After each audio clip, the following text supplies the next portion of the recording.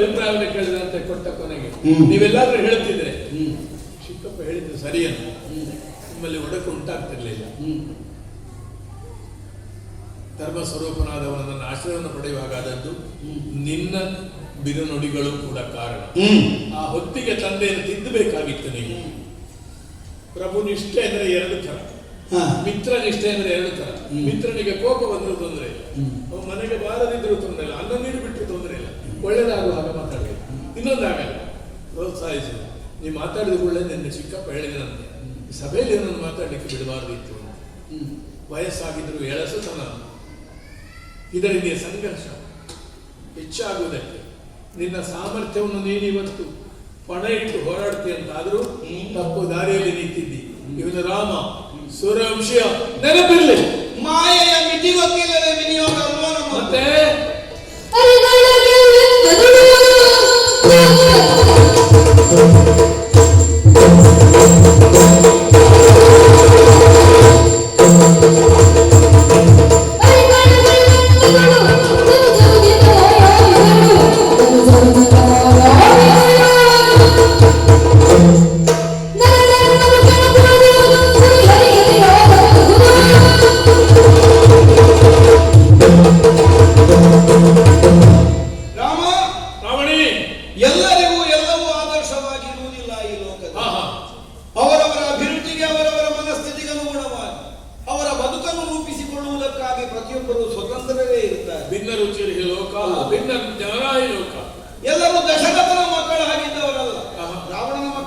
ದಶಕಂಠನ ಮಕ್ಕಳು ಅಲ್ವಾ? ಈ ವ್ಯತ್ಯಾಸವನ್ನು ನಾವು ಒಪ್ಪಿಕೊಳ್ಳಲೇಬೇಕು ಈ ಲೋಕದಲ್ಲಿ ಇದ್ದ ಮೇಲೆ. ನೀನು ಯಾವುದನ್ನು ಆದರ್ಶವೆಂದು ಭಾವಿಸಿರುವೆ ಅದು ನನಗೆ ಆದರ್ಶ ಅಂತ ಕಾಣಬೇಕು ಅಂತ ನನಗದು ಅವಹೇಳನ ಕಾರಣವಾಗಿ ಕಾಣಬಹುದು, ಅಥವಾ ಅದನ್ನು ಉಪೇಕ್ಷಾಭಾವದಿಂದ ಕಾಣುವುದಕ್ಕೆ ನನ್ನ ಮನಸ್ಸು ಸಿದ್ಧವಾಗಬಹುದು. ನೀನೇ ಹೇಳಿದಂತೆ ಆಕ್ಷೇಪಿಸುವ ಮನಸ್ಸಿದ್ರೆ ದಾರಿಗಳು ಹಲವಿತ್ತು. ಅಲ್ಲ, ಗುರುಗಳಾದ ವಸಿಷ್ಠರು ಹೇಳಿದ್ದಾರೆ, ಸೀತೆಯ ಮೂಲಕ ಆಳಬಹುದು, ಮಂತ್ರಿಗಳ ಮೂಲಕ ಆಳಬಹುದು. ಲಕ್ಷ್ಮಣ ಹೇಳಿದ, ಅವಳು ಯಾರು? ಒಡವಿ ಕೈಕೆಗೆ ಮಾರಿ ಹೋಯಿತು. ಯಾವುದೋ ದೇಶದಿಂದ ಬಂದು ಒಂದು ಹೆಂಗಸು ನಮ್ಮ ದೇಶದ ಪ್ರಭುತ್ವವನ್ನು ನಿರ್ಣಯಿಸುವುದಲ್ಲ, ಅದಕ್ಕೆ ನಮ್ಮ ಕುಲ ಪರಂಪರೆ ಉಂಟು. ಅಣ್ಣಯ್ಯ, ನೀ ಸುಮ್ಮನೆ ಕೂತು, ಇವರನ್ನು ಕಟ್ಟಿ ಹಾಕಿ ನೀನನ್ನು ಕೂತ್ಕೊಳ್ಳುತ್ತೇನೆ. ನಾನೇನು ಹೇಳಿದೆ, ಇದೆಲ್ಲ ಸರಿ. ಧರ್ಮೋ ಹಿ ಪರಮೋ ಲೋಕೆ ಧರ್ಮೇ ಸತ್ಯಂ ಪ್ರತಿಷ್ಠಿತ. ಬಾಯಿಂದ ಬಂದಾಗಿದೆ. ನಮ್ಮ ಚಿಕ್ಕಮ್ಮನಿಗೆ ನಮ್ಮ ತಂದೆಯವರು ಮಾತು ಕೊಟ್ಟದ್ದಲ್ಲ ಅಂತ ವಾದ ಮಾಡ್ಲಿಕ್ಕೆ ಬರುವುದಿಲ್ಲ. ನಡೆಸಬೇಕಾದ್ದು ಮಕ್ಕಳಿಗೆ ಧರ್ಮ. ಇದು ಧರ್ಮದ ಒಂದು ಮುಖ. ಅದೇ ಲೋಕಹಿತವಾಗಿ ಏನು ಆಚರಿಸಲ್ಪಡಬೇಕು ಅಥವಾ ವೈಯಕ್ತಿಕವಾದ ಪ್ರತಿಷ್ಠೆಗಾಗಿ ಯಾವುದನ್ನು ಆಚರಿಸಲ್ಪಡಬೇಕು ಅನ್ನುವುದನ್ನು ನಿರ್ಣಯಿಸಿಕೊಳ್ಳುವಲ್ಲಿ ಅವರವರ ಮನಸ್ಥಿತಿಗೆ ಅನುಗುಣವಾಗಿ ನಿರ್ಣಯಗಳು ಸಿದ್ಧವಾಗ್ತಾ ಹೋಗ್ತಾರೆ. ಆದ್ರೆ ಒಂದು ಸಂತೋಷ, ಈ ನಿರ್ಧಾರದಲ್ಲಿ ಲೋಕಹಿತರು ಬೇಕು ಅಂತ ಒಪ್ಪುತ್ತಿಲ್ಲ. ಅಯೋಧ್ಯೆಗಿಂತ ಹೊರತಲ್ಲ ಲಂಕೆಯದ್ದಾದಂತಹ ಮನಸ್ಥಿತಿ, ಅಥವಾ ಲಂಕೆಗಿಂತ ಹೊರತಾಗಿ ಅಲ್ಲ ಅಯೋಧ್ಯೆಯವರು ಯೋಚಿಸುವಂತಹ ಪರಿಸ್ಥಿತಿ. ಎರಡೂ ಪರಸ್ಪರ ಒಂದಕ್ಕೊಂದು ಎಲ್ಲಿಯೋ ಸಂಧಿಸ್ತದೆ. ಪಕ್ಕನೇ ನೋಡುವಾಗ ನಮಗೆ ವ್ಯತ್ಯಾಸವಿದ್ದ ಹಾಗೆ, ವಿರೋಧವಿದ್ದ ಹಾಗೆ ಕಂಡು ಬಂದರು.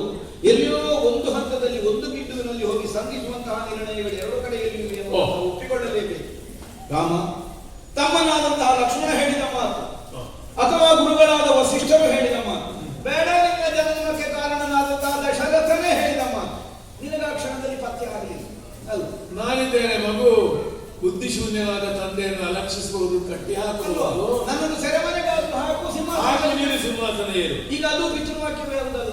ಹಾಗಿದ್ರೆ ಪಿತೃವಾಕ್ಯ ಪರಿಪಾಲನೆಗೆ ಅಪ್ಪ ನಮ್ಮ ಸೆರೆಮನೆಗೆ ಹಾಕಿ ಅಯೋಧ್ಯೆಯ ಸಿಂಹಾಸನದಲ್ಲಿ ಕುಳಿತುಕೊಳ್ಬಹುದು.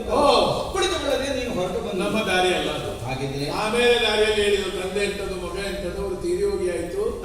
ಸುಮ್ಮನೆ ಜನರನ್ನು ಚೆನ್ನಾಗಿ ಆಳು, ನಿನ್ನನ್ನು ಜನ ನಿರೀಕ್ಷೆ ಮಾಡ್ತಾರೆ ಅಂತ ನಿಮ್ಮವರದ್ದು ಸ್ವಲ್ಪ ಸ್ನೇಹ ಇದ್ದವರು ಕಾಣ್ತದೆ.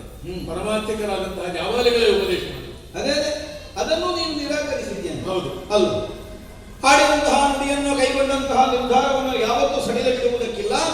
ಆದ್ದರಿಂದಲೇ ವನವಾಸದವರಿ ಪೂರೈಸಿಯೇ ಮರಳಿ ಅಯೋಧ್ಯೆಯನ್ನು ಸೇರ್ತೇನೆ. ಈ ನಿರ್ಣಯಕ್ಕೆ ನೀನು ಬದ್ಧನಾಗಿ ನಾನು ಹೇಳುವುದನ್ನು ಕೇಳುವಾಗ ನಿಮಗೆ ಅದು ಅಪಭ್ರಂಶರಾಗಿ ಕಾಣಿಸ್ತದೆ. ಹೌದು, ತಂದದ್ದು ತಪ್ಪು, ನಾನು ಹೇಳಿಲ್ವ? ಮತ್ತೆ ತಂದದ್ದು ತಪ್ಪು ಅಂತ ಆದ ಮೇಲೆ ಮತ್ತೆ ಕೊಡುದು ತಪ್ಪಾಗುವುದು ಹೇಗಪ್ಪ? ಕೊಡುದು ಅದಕ್ಕಿಂತ ದೊಡ್ಡ ಒಪ್ಪಳಿಲ್ಲ ಅಲ್ವಾ? ಕಳ್ಳ ಬೆಳೆದ ಅಂತ ನಾನು ಕದ್ದದ್ದವರು ಇನ್ನು ಕೊಡ್ಲಿಕ್ಕೆ. ಯಾಕಂದ್ರೆ ನೀನು ಹೇಗೆ ಪಿತೃವಾಕ್ಯ ಪರಿಪಾಲನೆ ಎನ್ನುವಂತಹ ಉದ್ದೇಶದಿಂದ ಒಮ್ಮೆ ಮಾಡಿದ ನಿರ್ಣಯಕ್ಕಿಂತ ವಿಚಲಿತನಾಗುವುದಿಲ್ಲ ಅನ್ನೋಗಿ ಕುಳಿತಿದ್ಯೋ ಅದು ಊರಿಗೆ ಆದರ್ಶ. ಇಂದ್ರಿಯಿತು ಹೇಳಿದ್ದು ಮಾರಕ. ಏಕವಾಕ್ಯತ್ವ ಎನ್ನುವುದು ಮನುಷ್ಯರಲ್ಲಿ ಹೀಗೆ ರಕ್ತದಲ್ಲಿ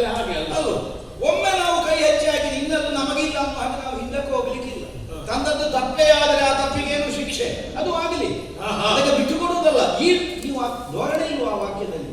ನೀನು ಅರ್ಥವಿಸಿಕೊಳ್ಳುವುದಕ್ಕೆ ಸಾಮರ್ಥ್ಯ ಇದ್ದವನು. ಅದು ನಾನು ಹೇಳಿದ್ದು.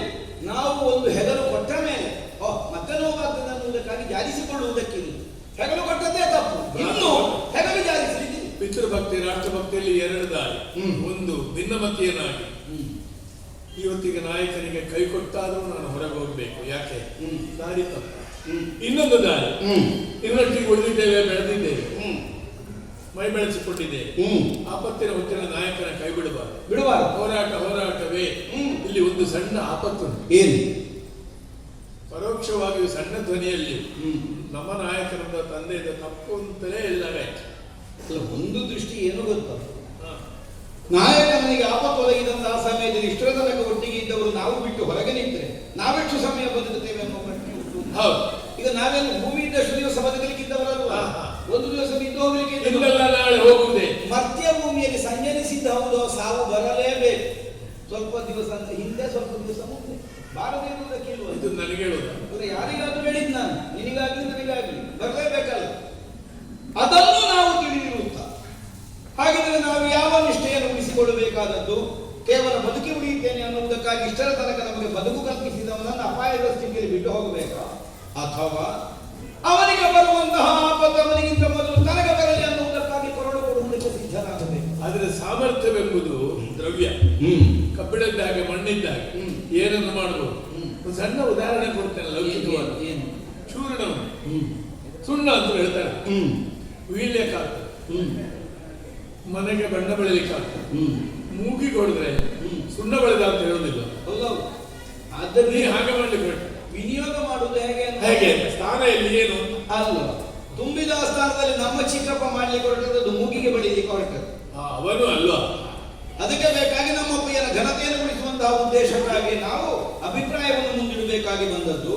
ಯಾಕಂದ್ರೆ ನಮಗಿರುವ ನಿರ್ದೇಶನವೇ ಹಾಗೆ.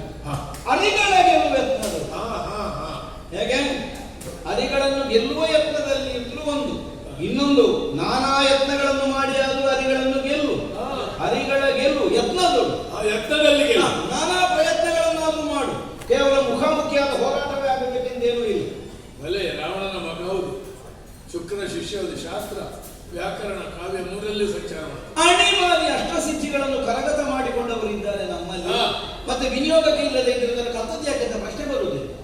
ಕಲ್ತದ್ದೇ ಆಪತ್ತಿನ ಕಾಲದಲ್ಲಿ ನಮ್ಮನ್ನು ಉಳಿಸಿಕೊಳ್ಳುತ್ತದೆ. ನಮ್ಮ ವ್ಯಾಕರಣನೇ ಅಲ್ವ? ಈಗ ಒಬ್ಬ ವಾಕ್ಯಾರ್ಥವನ್ನು ಸದಾಕಾಲ ನಡೆಸುವಂತಹ ಒಬ್ಬ ಪಂಡಿತ ಇರ್ತಾನೆ, ಅವನಿಗೆ ನಾಲಗೆಯ ಬಲ, ಅವ ಆಯುಧ ಹಿಡಿಲಿಕ್ಕಿಲ್ಲ. ಆದ್ರೆ ಆಯುಧ ಹಿಡಿಯುವುದಕ್ಕೆ ಸಮರ್ಥ ಹೌದು ಅಂತಾದ್ರೆ ಗೆಲ್ಲುವುದಕ್ಕೆ ಅದನ್ನು ವಿನಿಯೋಗ ಮಾಡಬಹುದು, ಮಾಡಬಾರದು ಅಂತ ಇಲ್ಲ. ಎರಡು ವಿದ್ಯೆಗಳಲ್ಲಿ ಸಾಮರ್ಥ್ಯ ಇದ್ದರೆ ಆಪತ್ತಿಗೆ ತನಕ ಅದನ್ನು ಬಳಸಿಕೊಂಡು ಆದರೆ ಆ ಮಟ್ಟದಲ್ಲಿ ಯಶಸ್ವಿ ಆಗಿರ್ಬೇಕು. ಧನುಜರು ನಿಜ ಮಾಯಾವಿ, ನಿಜ. ಧನುಜರು ಮಾಯಾವಿಗಳನ್ನುವುದು ನಿಜ, ಧನುಜರು ನಿಜ ಮಾಯಾವಿ ಎರಡೂ ಉಂಟು. ಆಚೆ ಮತ್ತು ಈಚೆ ಮುಖಾಮುಖಿಯಾದ ಹೋರಾಟದಲ್ಲಿ ಗೆಲ್ಲುವುದಕ್ಕೆ ಸಾಮರ್ಥ್ಯ ಮಾಯೆಯಿಂದ ಎರಡು ಅರ್ಥದಲ್ಲಿ ಹೇಳ್ತೇನೆ. ಅನ್ವಯ ಭೇದ, ಒಂದು ಅನ್ವಯ ಭೇದ, ಇನ್ನೊಂದು ಶಬ್ದಾನ್ವಯ ಭೇದ. ಎರಡು ವಿಧದಿಂದಲೂ ಗೆಲ್ಲುವಲ್ಲಿ ನಾವು ಸಮರ್ಥರು ಮುಂದಾಗಬಹುದು.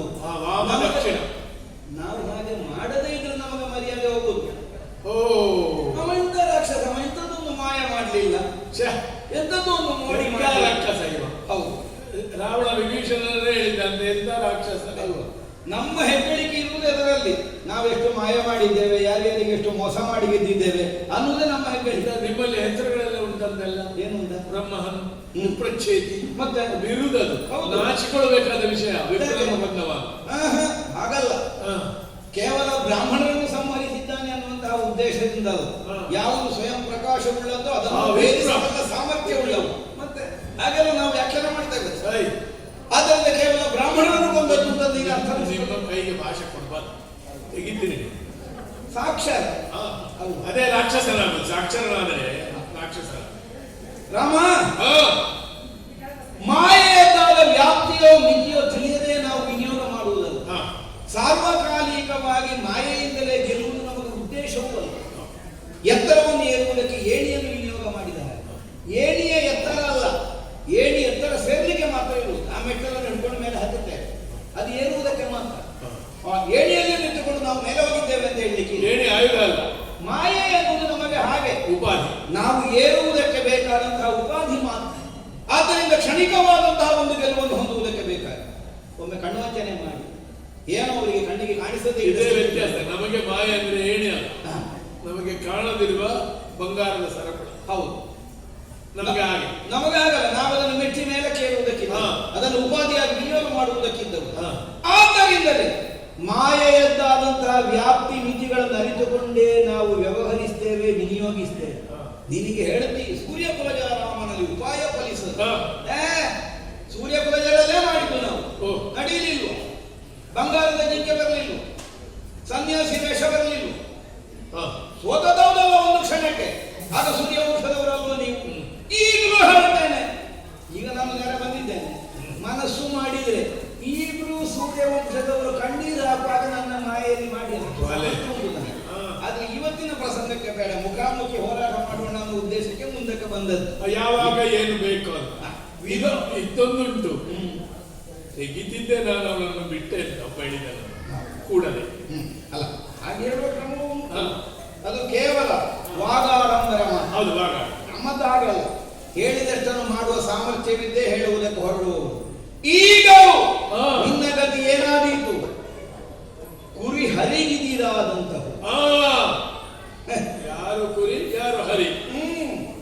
ಕೇವಲ ಸಾಮಾನ್ಯವಾದಂತಹ ಇನ್ನೊಬ್ಬರಿಗೆ ತನ್ನನ್ನು ಬಲಿಯಾಗಿ ಒಪ್ಪಿಸಿಕೊಳ್ಳಬೇಕಾದ ಸ್ಥಿತಿ ಉಳ್ಳ ಒಂದು ದುರ್ಬಲವಾದಂತಹ ಕುರಿ ತಾನೇ ಹೋಗಿ ಹರಿಯ ಮುಂಭಾಗದಲ್ಲಿ ನಿನ್ನನ್ನು ಗೆಲ್ತೇನನ್ನು ಹಾಗೆ ಕೊಟ್ಟು ನಿಂತರೆ ಅದರ ಹೊಟ್ಟೆ ತುಂಬಿತೆ ಹೊರತು ಇದರ ಪ್ರಾಣ ಉಳಿಸಿಕೊಂಡು ಹಿಂದೆ ಹೋಗುವಂತಹ ಸ್ಥಿತಿ ಬರ್ಲಿಕ್ಕಿಲ್ಲ. ರಾಮ ಯೋಚಿಸಿ ಮುಂದೆ. ಇಂದ್ರಾರಿ, ಹರಿ ಶಬ್ದಕ್ಕೆ 32 ಅರ್ಥ, ಇನ್ನೊಂದು ಉಂಟಂತೆ 33. ಸಂತೋಷ, ನಿನ್ನಲ್ಲಿ ಸಾಮರ್ಥ್ಯ ಉಂಟು, ಮಾಯ ಉಂಟು, ಅಪಾರವಾದ ಪಿತೃಭಕ್ತಿ ಉಂಟು. ಎಷ್ಟರ ಮಟ್ಟಿಗೆ ಪಿತೃಭಕ್ತಿ ಉಂಟು? ಪಿತೃವಿಗೆ ಹಿತಕ್ಕಾಗಿ ತಾನೇನು ಮಾಡಬೇಕೆಂದ ಉತ್ತರ ಧರ್ಮವನ್ನು ಮೀರಿ ನೀನೇನು ಮಾಡಿದಿ? ಯಾರನ್ನು ಬೆಂಬಲಿಸಿದಿ?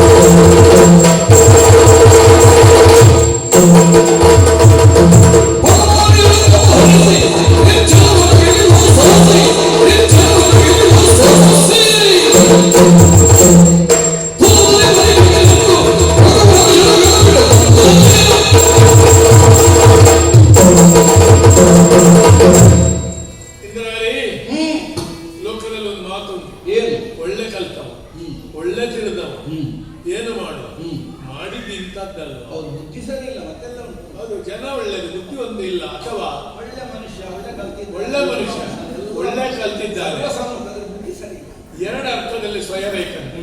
ಒಂದು ಸ್ವಯಂ ಚೈತನ್ಯದ ಸಮತೋಲ, ಇನ್ನೊಂದು ನಾನೇ ಯಾರು ಅಂತ ಗೊತ್ತಿರಬೇಕು. ನಮ್ಮ ಹಿರಿಯರಾದ ಮನುವೆ ಒಂದು ಕಾಲಕ್ಕೆ ವ್ಯಾಖ್ಯಾನ ಮಾಡಿದ್ದ. ಏನೇನು ರಾಕ್ಷಸತ್ವ ಅಂದ್ರೆ ಏನು? ನಾವು ಪರದಾರ ವಿಮರ್ಶ, ಕಂಡ ಪ್ರಾಣಿಗಳನ್ನು ಕೊಲ್ಲುವುದು, ಅಸಂಸ್ಕೃತವಾಗಿ ಬದುಕುವುದು ಇತ್ಯಾದಿ 10 ಲಕ್ಷಣ. ಅದಕ್ಕೊಬ್ಬ ರಾಕ್ಷಸ ಹೇಳಿದ, ನಾನೆಲ್ಲ ಮಾಡ್ತಾ ಇದ್ದೇನೆ. ಸರಿಯಾದ ರಾಕ್ಷಸ, ಒಳ್ಳೆ ರಾಕ್ಷಸ. ಆಗ ಮನುವನ್ನು ಅರಿತವ್ರು ಹೇಳಿದ್ರು, ಅದು ಮಾಡಬೇಕು ಅಂತ ಹೇಳಿದ್ದಲ್ಲ, ಹೀಗೆಲ್ಲ ಮಾಡಿದ ಹಾಗಾಗ್ತಾನೆ, ರಾಕ್ಷಸನಾಗ್ತಾನೆ, ಕೆಟ್ಟವ. ಮೇಲೆ ಹೀಗೆಲ್ಲ ಮಾಡಿದ್ರು ದೊಡ್ಡ ವಿಷಯ ಅಲ್ಲ ಅಂತ. ಕಳ್ಳ ಅಂದ್ರೆ ಏನು? ಯಜಮಾನಿಗೂ ಗೊತ್ತಾಗುತ್ತೆ. ಮುಂದೆ ಸಿಕ್ಕಿ ಬೆಳೆದೆ ಕದ್ದುಕೊಳ್ಳುವ ಅವ ಸಾಯುವಾಗ ಹೇಳಿದ್ದಾನೆ, ನಿಜವಾದ ಕಳ್ಳ ನಾನೇ, ಯಾರಿಗೂ ಗೊತ್ತಾಗ್ಲಿಲ್ಲ. ಹಾಗೆ ಇರ್ಬೇಕೆಂಬ ಅರ್ಥದಲ್ಲಿ ಹೇಳಿದ್ದಲ್ಲ. ದುಷ್ಟತನದ ವ್ಯಾಖ್ಯೆ. ನೀವು ಅದನ್ನು ದಾಟಿ ಮುಂದೆ ಬಂದಿದ್ದೀರಿ. ತಪಸ್ಸುಂಟು, ರಾಜ್ಯಾಂಗ ಉಂಟು, ನಿಮಗೆ ಮತ್ತೆ ಸ್ವರ್ಣಲಂಕೆಯ ನಿರ್ಮಾಣ, ಅಲ್ಲಿಯೇ ಒಂದು ನೇತ್ಯಾತ್ಮಕವಾದ ವ್ಯವಸ್ಥೆ ಉಂಟು. ಅಲ್ಲಿ ತನ್ನ ಹೊಡೆದು ಓಡಿಸಿ ಕುಬೇರ ಅವನು ಮತ್ತೆಯೂ ನಿಮಗೆ ಬುದ್ಧಿ ಹೇಳ್ತಾರೆ ಎಷ್ಟು ಒಳ್ಳೆಯವ ನೋಡು. ಓಡಿಸಲ್ಪಟ್ಟ ಮೇಲೆ ನೋಡು, ದೇವತೆಗಳ ವಿರೋಧ ಎಲ್ಲ ಕಟ್ಟಿಕೊಳ್ಳಬೇಡ. ಓಡಿಸಿದ್ದ ಅವನ ಜಾಗದಲ್ಲಿ ಇದ್ದವನಲ್ಲ, ನಮ್ಮ ಜಾಗದಲ್ಲಿ ಇದ್ದವನ. ಅದೇ ಮೊದಲು ನಮ್ಮದೇ ಅಂತ. ಇಲ್ಲಿಂದ ಆರಂಭವಾಯಿತು ರಾವಣನ ಸಾಧನಾ ಪಥ, 10 ಮುಖ. 10 ಮುಖದಲ್ಲಿ ಬರುವುದಂತದ್ದೇ ತಲೆಗೆ. ಅದರ ವಿಚಿತ್ರ ಆ 10 ಮುಖದ ಒಟ್ಟಿಗೆ ಇಲ್ಲಿ ಒಂದು ಮುಖದಲ್ಲಿ ಉಂಟು. ಹೌದಾ? ಇಂದ್ರನೇ ಏನಿದ್ದರೆ ಏನು? ಇಂದ್ರಪಾಶ ಇಂದ್ರಮಾಯಿಂದ ರಾವಣನ್ನು ಬಿಡಿಸಲಿಕ್ಕೆ ನೀನು ಸಮರ್ಥನಾದ ಹೇಗೆ? ಹೋರಾಟ ತಪ್ಪಾದರು, ಅದು ವೈಯಕ್ತಿಕ ರಾಜಕೀಯ ಹೋರಾಟ. ಅಲ್ಲಿ ಪರದರ ವಿಮರ್ಶೆ ಇಲ್ಲ. ಶಚಿಯನ್ನು ಮನಸ್ಸು ಮಾಡಿ ರಾವಣ ಹೊಂದಲ್ಲ.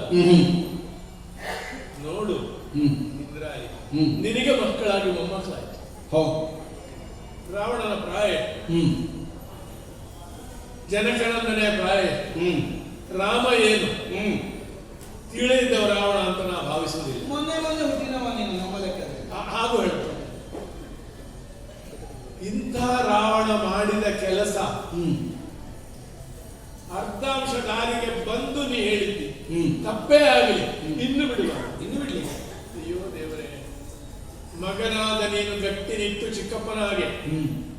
ಅಪ್ಪಯ್ಯ ಚಿಕ್ಕಪ್ಪ ಹೇಳುವುದು ಸರಿ ಉಂಟು, ಅವರು ತ್ಯಾಗ ಮಾಡಿದ್ದಾರೆ ಊರಿಗಾಗಿ. ನಾವೆಲ್ಲ ಬೆಳೆಸಿ ನೀವು ನಾಯಕರಾಗಬಹುದು, ನಿರಂಕುಶ ಪ್ರಭು ಆಗಬಾರ್ದು. ನಾಯಕರ ದೋಷ ಏನು ಗೊತ್ತಿಲ್ಲ, ಒಂದು ಹಂತದವರೆಗೆ ಎಲ್ಲರನ್ನು ಕರ್ಕೊಳ್ತಾರೆ. ಹಂತ ಬೆರವೆ ನಾನೇ ಅಂತ ಆಗಿಬಿಡ್ತೇನೆ. ನಿಯಂತ್ರಿಸಬೇಕಾಗಿದೆ. ಪರನಾರಿಯನ್ನು ಅಪಾದಿಸಿದವರನ್ನು ಬೆಂಬಲಿಸುವುದರಿಂದ ನಿನ್ನ ಸಾಹಸ, ನಿನ್ನ ಧೈರ್ಯ, ನಿನ್ನ ಸಾಮರ್ಥ್ಯ ಅಪವೇ. ಮದ್ಯವನ್ನು ಯಜ್ಞದಲ್ಲಿ ಉಪಯೋಗಿಸಿದರು, ಕ್ಷಣಿಕವಾದ ಪ್ರಯೋಜನಗಳನ್ನು ಹೇಳಿದ್ದಾರೆ, ಇಲ್ಲ ಅಂತ. ಯಜ್ಞ ಧ್ವಂಸಿಗಳಾದ ನೀವು ಒಂದು ಮುಖದಿಂದ ಯಜ್ಞ ಮಾಡುವವರು ಹೌದು. ಅಂದ್ರೆ ನಿಮ್ಮಲ್ಲೇ ಒಂದು ವೈರುಧ್ಯ ಉಂಟು. ಈ ವೈರುಧ್ಯ ಪ್ರಕಟವಾಗಿ ಕಾಣುವುದು ಇಂದ್ರಾರಿ ಅಂತ ಒಬ್ಬ ವ್ಯಕ್ತಿಯಲ್ಲಿ. ಪರನಾರಿಯನ್ನು ಅಪಾದಿಸಿ ನರಕವನ್ನೇ ಸ್ವಾಗತಿಸಿದ ರಾವಣ, ವೈಭವದ ತುತ್ತದು ಬೇರಿ ಎಂದದು ರಾವಣ, ಲೋಕರಾವಣ, ಚತುರ್ದಶ ಭುವನದಲ್ಲಣ, ಹೆದರಿಸಿ ಆಗಲಿ ವರ್ಚಸ್ಸು ಸ್ಥಾಪನೆ ಅಂತ ಹೌದಲ್ಲ. ಈಗಲೂ ಹೇಳ್ತೇನೆ, ಹಿಂದೆ ತೆಗಿಸು. ನಿನ್ನ ಅಪ್ಪನ ಮರ್ಯಾದೆ ಹೋಗದ ಹಾಗೆ, ನಿನ್ನ ಮರ್ಯಾದೆ ಉಳಿಯುವ ಹಾಗೆ. ಇಷ್ಟೆಲ್ಲ ಆದ ಮೇಲೆ ಯಾರಾದ್ರೂ ಹೇಳ್ಯಾರ? ತನ್ನ ಹೆಂಡತಿಯನ್ನು ನನ್ನ ಹೆಂಡತಿಯನ್ನು ಕತ್ತುಕೊಂಡು ಹೋಗಿದ್ದಿ, ಬಿಟ್ಟುಕೊಡು, ಅದು ಹೇಳುವ ಕ್ರಮವೆಲ್ಲ ಕೊಲ್ಲಬೇಕು. ಹಾಗಾದ್ರೆ ಆದರೂ ನಿನ್ನಂತವರು ರಾಜನಿಷ್ಠರು ಸರಿಯಾದ ದಾರಿಯಲ್ಲಿ ಮುಂದೆ ಇನ್ನೊಂದು ಅವಕಾಶ ಇರಲಿ ಅಂತ ಬಿಡುವುದಕ್ಕೆ ನಾವು ಸಿದ್ಧರು. ಅದು ಬಿಟ್ಟು ಮುಂದೆ ಬಂದ್ರೆ ನಿನಗೂ ಲಂಕೆಗೂ ಸರ್ವನಾಶ ಗೊತ್ತುಂಟ. ಒಟ್ಟಿಗಿದ್ದವಳನ್ನು ಉಳಿಸಿಕೊಳ್ಳಿಕ್ಕಾಗದೆ ನಿನ್ನ ಗಂಡುತನವನ್ನು ವಿಷಯ ಮಾಡಿ ಆಗಿ ಇನ್ನು ಕಳ್ಕೊಂಡವನು ಸಂಪಾದನೆ ಮಾಡುವಲ್ಲಿ ಅದು ಗಂಡುತನ ಉಂಟು, ಹೋರಾಟ ಮಾಡಿ. ಹಾಗಿದ್ರೆ ಈಗ ಎಲ್ಲಿಗೆ ಬಂತು? ಸರಿಯೋ ತಪ್ಪು ಎಂಬುದಲ್ಲ, ನಾನು ನೀನು, ನಿಮ್ಮಲ್ಲಿ ನಷ್ಟ ಎಷ್ಟಾಗಿದೆ, ನಮ್ಮಲ್ಲಿ ನಷ್ಟ ಎಷ್ಟಾಗಿದೆ. ಆನೆ ಎಷ್ಟು ಸೋತು ಆಡಿ ನಷ್ಟ ಆಗುವುದಿಲ್ಲ. ಏನು ಆದೀತು ಅಂತ ಅದ್ಭುತವಾದ ಅಸ್ತ್ರಗಳ ಸಿದ್ಧಿಯಲ್ಲ ನಿನಗುಂಟು ಅಂತ ಕೇಳಿದ್ದೇನೆ. ಶುಕ್ರದಿಂದ ಬೇರೆ, ತಂದೆಯಿಂದ ಬೇರೆ, ದೇವತೆಗಳಿಂದ ಬೇರೆ, ಪರಮೇಶ್ವರನಿಂದ ಬೇರೆ. ಇಲ್ಲಿ ವಂಶದಿಂದ ಬಂದದ್ದುಂಟು, ಇಬ್ಬರಿಬ್ಬರು ಗುರುಗಳಿಂದ ಬಂದದ್ದುಂಟು, ಸ್ವಯಂಕೃತವಾಗಿ ತಪಸ್ಸಿನಿಂದ ಗಳಿಸಿದುಂಟು. ಮಾತ್ರಗಳ ಪ್ರಯೋಗ ಮಾಡ್ತೇನೆ, ಮತ್ತೆ ಯಾರು ದೂರಬಾರದು.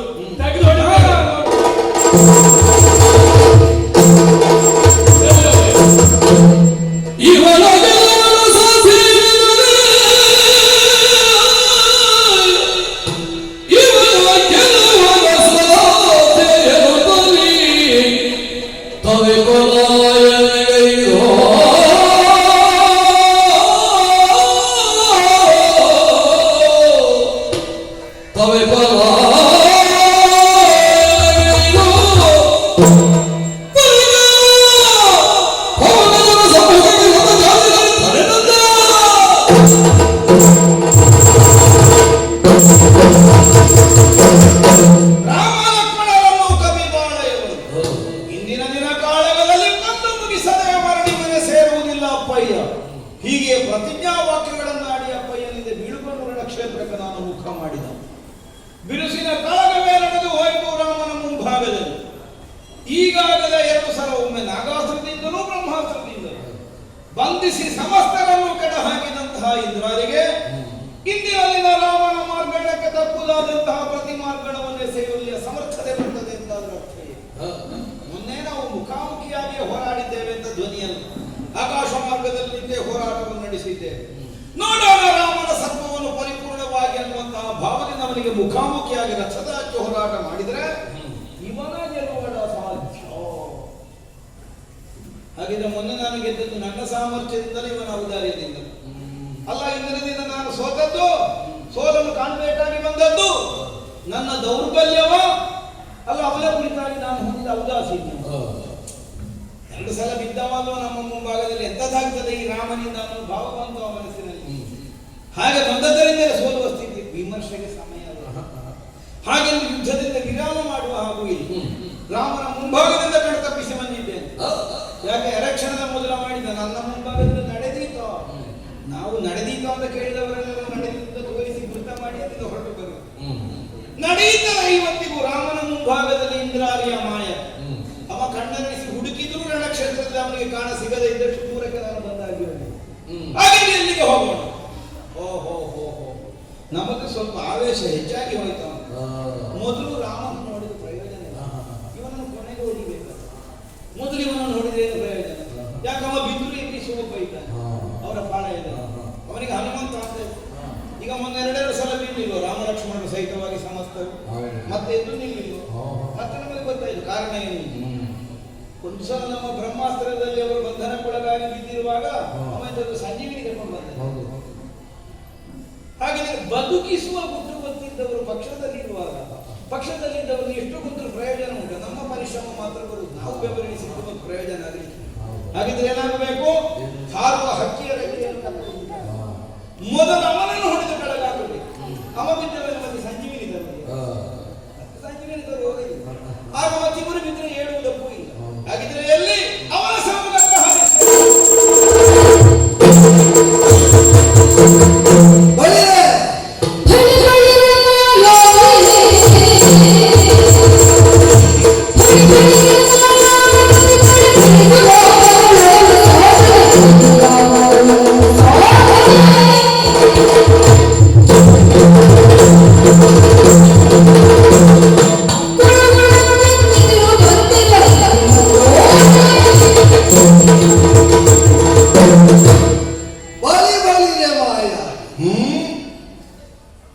ಮಾಯೆಯೊಂದನ್ನು ಹೊರತುಪಡಿಸಿ ನೀನು ಕಣ್ಮರೆಯಾಗುವುದಕ್ಕೂ ನಿನಗೆ ಸ್ಥಳಾವಕಾಶ ಇಲ್ಲ ಅಂತ ನಿನ್ನ ಊರಿನಲ್ಲೇ ಸ್ಪಷ್ಟ ಆದ ಕ್ಷಣ ಇದು. ಇವತ್ತು ಪೂರ್ತಿ ತಿರುಗಿದರೆ ನಕ್ಷತ್ರ ನನ್ನ ಹೆಸರು ನನಗೆ ಮರ್ತು ಹೋಗ್ತದ. ಸಿಕ್ಕಿದವರೆಲ್ಲ ಕರೆದು ಒಂದೇ ಹೆಸರಿಂದ ಮಾಯಾವಿ. ನೀವು ಯಾವುದನ್ನು ಅವಲಂಬಿಸಿದ್ರು ಕೊನೆಗೆ ಆಶ್ರಿತರಾಗುವುದು ಅದೊಂದಕ್ಕೆ ಅಲ್ವ, ಮಾಯೆಗೆ ಮಾತ್ರ. ಮಾಯೆಗೆ ಆಶ್ರಿತರು ಮತ್ತು ಮಾಯೆಗೆ ಆಶ್ರಿತರು, ಮಾಯೆಯ ದಯೆಯಿಂದ ಬದುಕಿದವರು ನೀವು. ಮಾಯೆಯನ್ನು ನಾವು ಆಡುವುದು ಬೇಕಾದಲ್ಲಿ ವಿನಿಯೋಗ ಮಾಡಿ. ಶಬ್ದ ಪ್ರಯೋಗ ಬೇರೆ ಮಾಡಿದ್ರು ವಿಷಯ ಅದಲ್ಲ ಅಂತ ಆಗುದಿಲ್ವಲ್ಲ. ಮಾಯೆಯನ್ನು ಆಳುವುದು ಅಂತ ನೀವು ಹೇಳುವುದು, ಮಾಯೆಯ ದಯೆಯಿಂದ ನೀವು ಇರುವುದು. ಅದೀಗ ಭಗವಂತನನ್ನು ಹಾಗೆ ಹೇಳಲಿಕ್ಕೆ ಆಗ್ತದೆ. ಭಗವಂತನ ದಯೆಯನ್ನು ನಾವು ಆಳುವುದು ಅಂದ್ರೆ ನಮಗೆ ಭಗವಂತನ ದಯೆ ಆಗಿದೆ. ಪ್ರಭಾವ ಏನಲ್ಲ, ಅದೇ ಅರ್ಧಕರ ಪ್ರಭಾವದಿಂದ ಎಂತದಾಗುವುದು? ಕ್ಷೀರಶಂಕರನಾಗುವುದು. ಅರ್ಚಕ ಆಗುವುದು ಯಾವುದರ ಪ್ರಭಾವದಿಂದ? ದೇವರನ್ನು ಸ್ಥಾಪನೆ ಮಾಡುವುದು ಅರ್ಚಕ. ಹೌದಪ್ಪ, ಅರ್ಚಕ ಆಗುವುದು ಯಾವುದರ ಪ್ರಭಾವದಿಂದ? ಅವನ ಮಂತ್ರ ಶುದ್ಧಿಯಿಂದ, ಮಂತ್ರ ಸಿದ್ಧಿಯಿಂದ. ಆ ಮಂತ್ರಗಳು ಸಿದ್ಧ ಆಗುವುದು ಯಾವುದರಿಂದ? ಭಗವಂತನಿಂದಲೇ.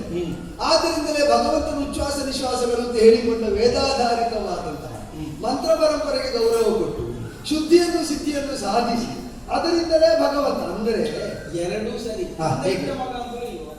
ಮಗ ಆದ್ದರಿಂದ ತಂದೆ ಆಗುವುದು. ಆದರೆ ಯಾರು ಯಾವುದನ್ನು ಹೇಳುವುದು ಎಂಬುದರ ಮೇಲೆ ಇರುವುದು. ಈಗ ಅಪ್ಪ ಹೇಳಬಹುದು ನಾನು ತಂದೆಯಾದದ್ದೇ ನನ್ನ ಮಗನಿಂದ, ಮಗ ಹೇಳಬಾರ್ದು ಅವ ಅಪ್ಪನಾದದ್ದೇ ನಾನು ಮಗನಾದದ್ದರಿಂದ ಅಂತ ಹೇಳಬಾರ್ದು. ಆದ್ರಿಂದ ಹೇಳುವುದು ಈಗ ಮಾಯೆಯನ್ನು ಆಳ್ತಾನೆ ಅಂತ ನಿನ್ನನ್ನು ಮೆಚ್ಚಿ ಆಡುವವರು ಆಡಿದ್ರೆ ಆಕ್ಷೇಪ ಇಲ್ಲ. ಮಾಯೆಯನ್ನು ನಾವು ಆಳ್ತೇವೆ ಅಂತ ನೀನು ಮಾಯಾಧೀನನಾಗಿ ಆಡಿದ್ರೆ ಮಾತ್ರ ಆಕ್ಷೇಪ ಇರುವುದು. ಈಗ ನಮ್ಮವರು ಬೇಕಾದ್ರೆ ನನ್ನ ಹೇಳಿ ಮಾಯಾಧೀನದಿಂದ ಬದುಕುತ್ತಾನೆ ಒಪ್ಪುತ್ತೇನೆ. ನಮ್ಮ ವಿರೋಧಿ ಪಕ್ಷದಲ್ಲಿ ವಿರೋಧಿ ಪಕ್ಷ ಇದ್ರೂ ಗೊತ್ತ ಹೇಳಬಹುದಾ? ಶ್ವೇತಧವಳವಾದ ಶುಭ್ರಚಾರಿತ್ರವನ್ನು ಹೊಂದಿದ ಪ್ರಭು ಶ್ರೀರಾಮಚಂದ್ರನ ಮುಂಭಾಗದಲ್ಲಿ ಅಳವಿಗೊಟ್ಟು ಎದುರಾಗಿ ಮುಖಾಮುಖಿಯಾಗಿ ಕಾದಾಡ್ತಾ ಇದ್ದದನ್ನು ದೂರದಿಂದಲೇ ಕಂಡಿದ್ದೆ. ಒಮ್ಮೆ ನೋಡುವ ರಾಮನನ್ನು ಎಷ್ಟು ಸಲ ನೋಡಿದ್ಯೋ? ಎಷ್ಟು ಸಲ ನೋಡಿದೆ? ಮೊನ್ನೆಲ್ಲ ಪಕ್ಷಿ ನೋಟ ಮೇಲಿಂದ ನೋಡಿ. ಕೆಳಗೆ ಬಂದಾಗ ನೀರಿಲ್ಲ ಅಲ್ಲ ಹೇಳಿದ್ರು. ನಮಗೆ ಅರ್ಥ ಆಗಿ ಆಯ್ತು ರಾಮ ಎಷ್ಟು. ಅದೇ ಈಗ ಹೊರಡುದೆ. ಹೌದು, ನಿನಗೆ ಅರ್ಥ ಆದರೂ ಕೂಡ ಅನರ್ಥ ಮಾಡುವುದಕ್ಕೆ ಅಂತಲೇ ದೀಕ್ಷಿತರಾಗಿ ಬಂದವರಿಗೆ ಇಲ್ಲಿ ಏನೂ ಮಾಡುವುದಕ್ಕಾಗದೆ ನೀ ಮೈ ಮರೆಸಿಕೊಂಡದ್ದು ಬಿಟ್ರೆ ಮತ್ತೆ ಎಂತದ್ದು ಮಾಡ್ಲಿಕ್ಕಾಗಿದೆ? ಏನು ಮಾಡುವುದಕ್ಕೆ ಅದನ್ನೇ ಹೇಳಿದ್ದು. ಲಂಕೆಗೆ ರಾಮಾಭಿಯೋಗ ಆಗುವ ತನಕ ಮಾಯೆ ಸರ್ವಸಮರ್ಥವಾದದ್ದು, ಅದು ನಮಗೆ ಪರ್ಯಾಪ್ತವಾದದ್ದು. ಲೋಕದ ಯಾವ ಶಕ್ತಿ ವ್ಯಕ್ತಿಗಳನ್ನಾದರೂ ಮೀರುವಲ್ಲಿ ಮಾಯೆಯ ಬಲು ಹೊಂದಿದ್ದರೆ ಸಾಕು, ರಾಕ್ಷಸಾಂದ್ರಯವನ್ನು ವಿರೋಧಿಸುವವರೇ ಇಲ್ಲ ಅಂತ ಒಂದು ಭ್ರಮೆ ಇತ್ತು ನಿಮಗೆ. ಇದು ಪಾದಚಾರಿಯಾಗಿ ಬಂದಂತಹ ಇಕ್ಷ್ವಾಕು ಕುಲ ಸಂವರ್ಧನೆನಿಸಿದಂತಹ ಸೂರ್ಯವಂಶ ಪ್ರದೀಪಕನಾದ ಪ್ರಭು ಶ್ರೀರಾಮಚಂದ್ರ ಲಂಕೆಯ ಮೇಲೆ ಕಾಲೂರಿ ನಿಂತದ್ದೇ ತಡ. ನಿಮ್ಮ ನೆಲೆಯಲ್ಲಿ ಅವನು ನಿಂತು ನೀವು ನೆಲೆ ತಪ್ಪಿದ ಬಗೆಯನ್ನು ತೋರಿಸಿಕೊಟ್ಟ. ಅಲ್ಪಕಾಲದ ಮುನ್ನಡೆಯ ಭ್ರಾಂತಿಯನ್ನುಂಟು ಮಾಡುವ ಮಾಯೆಯಿಂದ ಶಾಶ್ವತವಾದ ಆತ್ಯಂತಿಕವಾದ ಗೆಲುವನ್ನು ನೀವು ಹೊಂದುವುದಕ್ಕಾಗುವುದಿಲ್ಲ ಅಂತ ಅಡಿಗಡಿಗೆ ನಿರೂಪಿಸ್ತಾ ಬಂದವನು ಈಗ ನಿನ್ನಡೆ ನೀವು ನಿರೂಪಿಸಿ. ಲಂಕೆಯ ಮಣ್ಣಿಗೆ ನಾವು ತುಂಬಿಸಿದ ಸತ್ವ ಎಂತದ್ದು? ಇಲ್ಲಿ ಒಬ್ಬ ಏಳಿಗೆ ಕೂಡ ನಾವು ಬಂದ್ರೆ ತುಂಬಿಸಿದ್ದು ಮಣ್ಣಿನ ಗುಣ ಸ್ಥಾಪನೆ ಮಾಡಿ ಇಟ್ಟಿದ್ದೇವೆ. ಹೌದು, ಈಗ ನಾನು ಕೇಳುದು ಲಂಕೆ ಅಂತದಕ್ಕೆ ಎಲ್ಲಿಗೆ ಕೂಡ ನಾವು ಬರ್ಲಿಕ್ಕೆ ಆಗ್ತದ ಅಂತ ವಿಷಯ ಇರುವುದು. ಅದೇ ಹೇಳುದು, ನೀವು ಸರ್ವತೋಭದ್ರವಾದಂತಹ ಎಷ್ಟೆಷ್ಟೋ ಪ್ರಕಾರಗಳಿಂದ ಭೂತ ಪ್ರೇತ ಪಿಶಾಚಾದಿಗಳ ರಕ್ಷಣೆಯಲ್ಲಿ ಇರಿಸಿಕೊಟ್ಟ ಸ್ವರ್ಣ ಲಂಕೆ ಎಂಬ ಅಭಿಧಾನವನ್ನು ಹೊಂದಿದ ಈ ನಗರ ಏನುಂಟು ಅದು ಕತ್ತು ಪಡೆದದ್ದು ಅಂತ ನಮಗೆ ಇತಿಹಾಸ ಗೊತ್ತುಂಟು. ಈಗ ಕತ್ತು ಪಡೆದದ್ದು ಕತ್ತು ಹೌದೌದು. ಈಗ ಯಾರು ಇಲ್ಲದಿರುವಾಗ ನೀವು ಹೋಗಿ ಕೂತದ್ದು ಅಂತ ಅಲ್ವಾ? ಇಲ್ಲಿಗೆ ಈಗ ನಿನ್ನ ಈಗ ಹೇಳಿದವರಿಗೆ ವಿಭೀಷಣ ಅಂತ ಹೆಸರು. ಈಗ ಇಲ್ಲೇ ಕಥೆ ಹೇಳಿದವರಿಗೆ ವಿಭೀಷಣ ಅಂತ ಹೆಸರು. ಅಭಿಯೋಗ ಮಾಡಿ ಆಗ ನೀರಲ್ಲಿ ಹುಟ್ಟಿರ್ಲಿಲ್ಲ ಇಲ್ಲ, ಆದ್ರೆ ಹುಟ್ಟಿದ ಜೊತೆಯಲ್ಲಿ ನಮ್ಮ ಪೂರ್ವಿಕರೇ ಸಿದ್ಧ ಮಾಡಿಸಿದ ಪ್ರದೇಶವಾಯಿತು. ಯಾವ ಯಾವ ನಮ್ಮ ಕುಟುಂಬದ್ದು ಅವರು ಮತ್ತೆ ಇಲ್ಲಿ ಜಾಗ ಬಿಟ್ಟಿದ್ದೆ. ಯಾವುದು?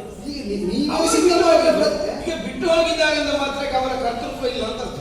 ಅದನ್ನ ಹೇಳಿದ್ದು ನಾನು. ಮಾಲಿ ಸುಮಾಲಿ ಮಾಲ್ಯವಂತರ ಕಾಲದಲ್ಲಿ ಸಿದ್ಧವಾದದ್ದು. ಹೌದು, ತಮಗೆ ಆಗುವುದಿಲ್ಲ ಅಂತ ಬಿಟ್ಟು ಹೋದದಲ್ಲ. ಆಗುವುದಕ್ಕೆ ಕಾರಣ ಅಂತಂದ್ರೆ ಊರು ಬಿಟ್ಟು ಹೋದ್ರೆ ಮನೆಗಿಂದ ಒಂದು ಒಕ್ಕಲು ಬಿಟ್ಟುಕೊಳ್ಳುದ. ಅದೇ ಹೌದು ಅಂತ ಸರಿ, ಒಳ್ಳೆದು. ಈಗ ನೀನು ಅದೇ ನ್ಯಾಯವನ್ನು ನಿನಗೂ ಇಟ್ಟುಕೋ. ಕಾರಣಾಂತರದಿಂದ ನೀನು ಬಿಟ್ಟು ಹೋದ ಕಾಲದಲ್ಲಿ ಈ ಲಂಕೆಗೆ ಅವನೇ ಮರಳಿ ಬರಬಾರದು ಅಂತ ಇಲ್ವಲ್ಲ, ಬಿಟ್ಟು ಹೋದ ಕುಬೇರ. ಈಗ ನೀವು ಬರುವಾಗ ಇಲ್ಲಿ ಇದ್ದದ್ದು ಯಾರು? ಕಾರಣಾಂತರ ಇತಿಹಾಸ ಗರ್ಭದಲ್ಲಿ ಏನೇ ಇರ್ಬೋದು. ನೀವು ನಿನ್ನ ಅಪ್ಪನ ಮೂಲಕವಾಗಿ ಅವ ಯಾರನ್ನು ಕಳಿಸುವುದಕ್ಕೆ ಕಾರಣ ಕಳಿಸುವಾಗ ಹೇಳಿಕೆ ಕೊಟ್ಟದ್ದಾಗೆ ನಮಗೆ ನಿಲ್ಲುವುದಕ್ಕೆ ಜಾಗ ಇಲ್ಲ, ಆದ್ದರಿಂದ ಲಂಕೆ ಬಿಟ್ಟು ಕೊಡಬೇಕು ಅಂತಲ್ಲ ಅಂತೆ. ನಮ್ಮಪ್ಪ ಯಾವ ವಾಕ್ಯವನ್ನು ಯಾವತ್ತು ನೆನಪಿಸಿಕೊಳ್ತಾರೆ, ಹೇಳಿದ ವಾಕ್ಯ ನಮಗೆ ಸರಿ ನೆನಪುಂಟು. ಇದು ನಮ್ಮ ಪೂರ್ವಿಕರು ಮಾಡಿ ಇದರ ಮೇಲೆ ನಾವು ಅಧಿಕಾರವನ್ನು ಹೊಂದಿದವು, ಆದ್ದರಿಂದ ನೀವಿಂದ ಒಕ್ಕಲು ತೆಗಿಬೇಕು. ಹೌದು. ಈಗ ಅದಕ್ಕೆ ಅವನು ಉತ್ತರ ಹೇಳಿದೆ ಇರುತ್ತದೆ. ಏನು ಉತ್ತರ? ಬರುವುದು ಬೇಡ ಅಂತ ಹೇಳಿದ್ರು ನಾವು. ಅಣ್ಣ ತಮ್ಮಂದಿರು ನಾವು, ಒಂದೇ ಅಪ್ಪನಿಗೆ ಹುಟ್ಟಿದ ಮಕ್ಕಳು ನಾವು. ಸಹಯೋಗದಿಂದ ಸಹಭಾಗಿಯನ್ನು ಮಾಡ್ತಾ ಸುಖಿಗಳಾಗಿ ಇರುವುದಕ್ಕೆ ಆಸ್ಪದವು ಧಾರಾಳವಾಗಿ ಬರಲಿ. ನಾವು ಬಂದಲ್ಲಿ ಇದ್ದವರು ಕಾಲು ತೆಗೆಯಬೇಕೆಂಬ ನಯವನ್ನು ನೀತಿ ಆಗಿಸಿಕೊಳ್ಳಬೇಡ, ಅದು ನಿನ್ನ ಸರ್ವನಾಶಕ್ಕೆ ಹೇತುವಾಗ್ತದೆ. ಆದ್ದರಿಂದ ಒಟ್ಟಿಗೆ ಇರೋಣ ಬನ್ನಿ ಅಂತ ಹೇಳಿದ್ದು. ಕೊಡುವಾಗ ಅಷ್ಟು ವರ್ಷ ಅನುಭವಿಸಿದವನಲ್ಲೋ ಮನಸ್ಸಿಗೆ ಬೇಸರ ಆಗದಿರ್ತದೆ ಅಂತ ಹೇಳ್ತಾನೆ.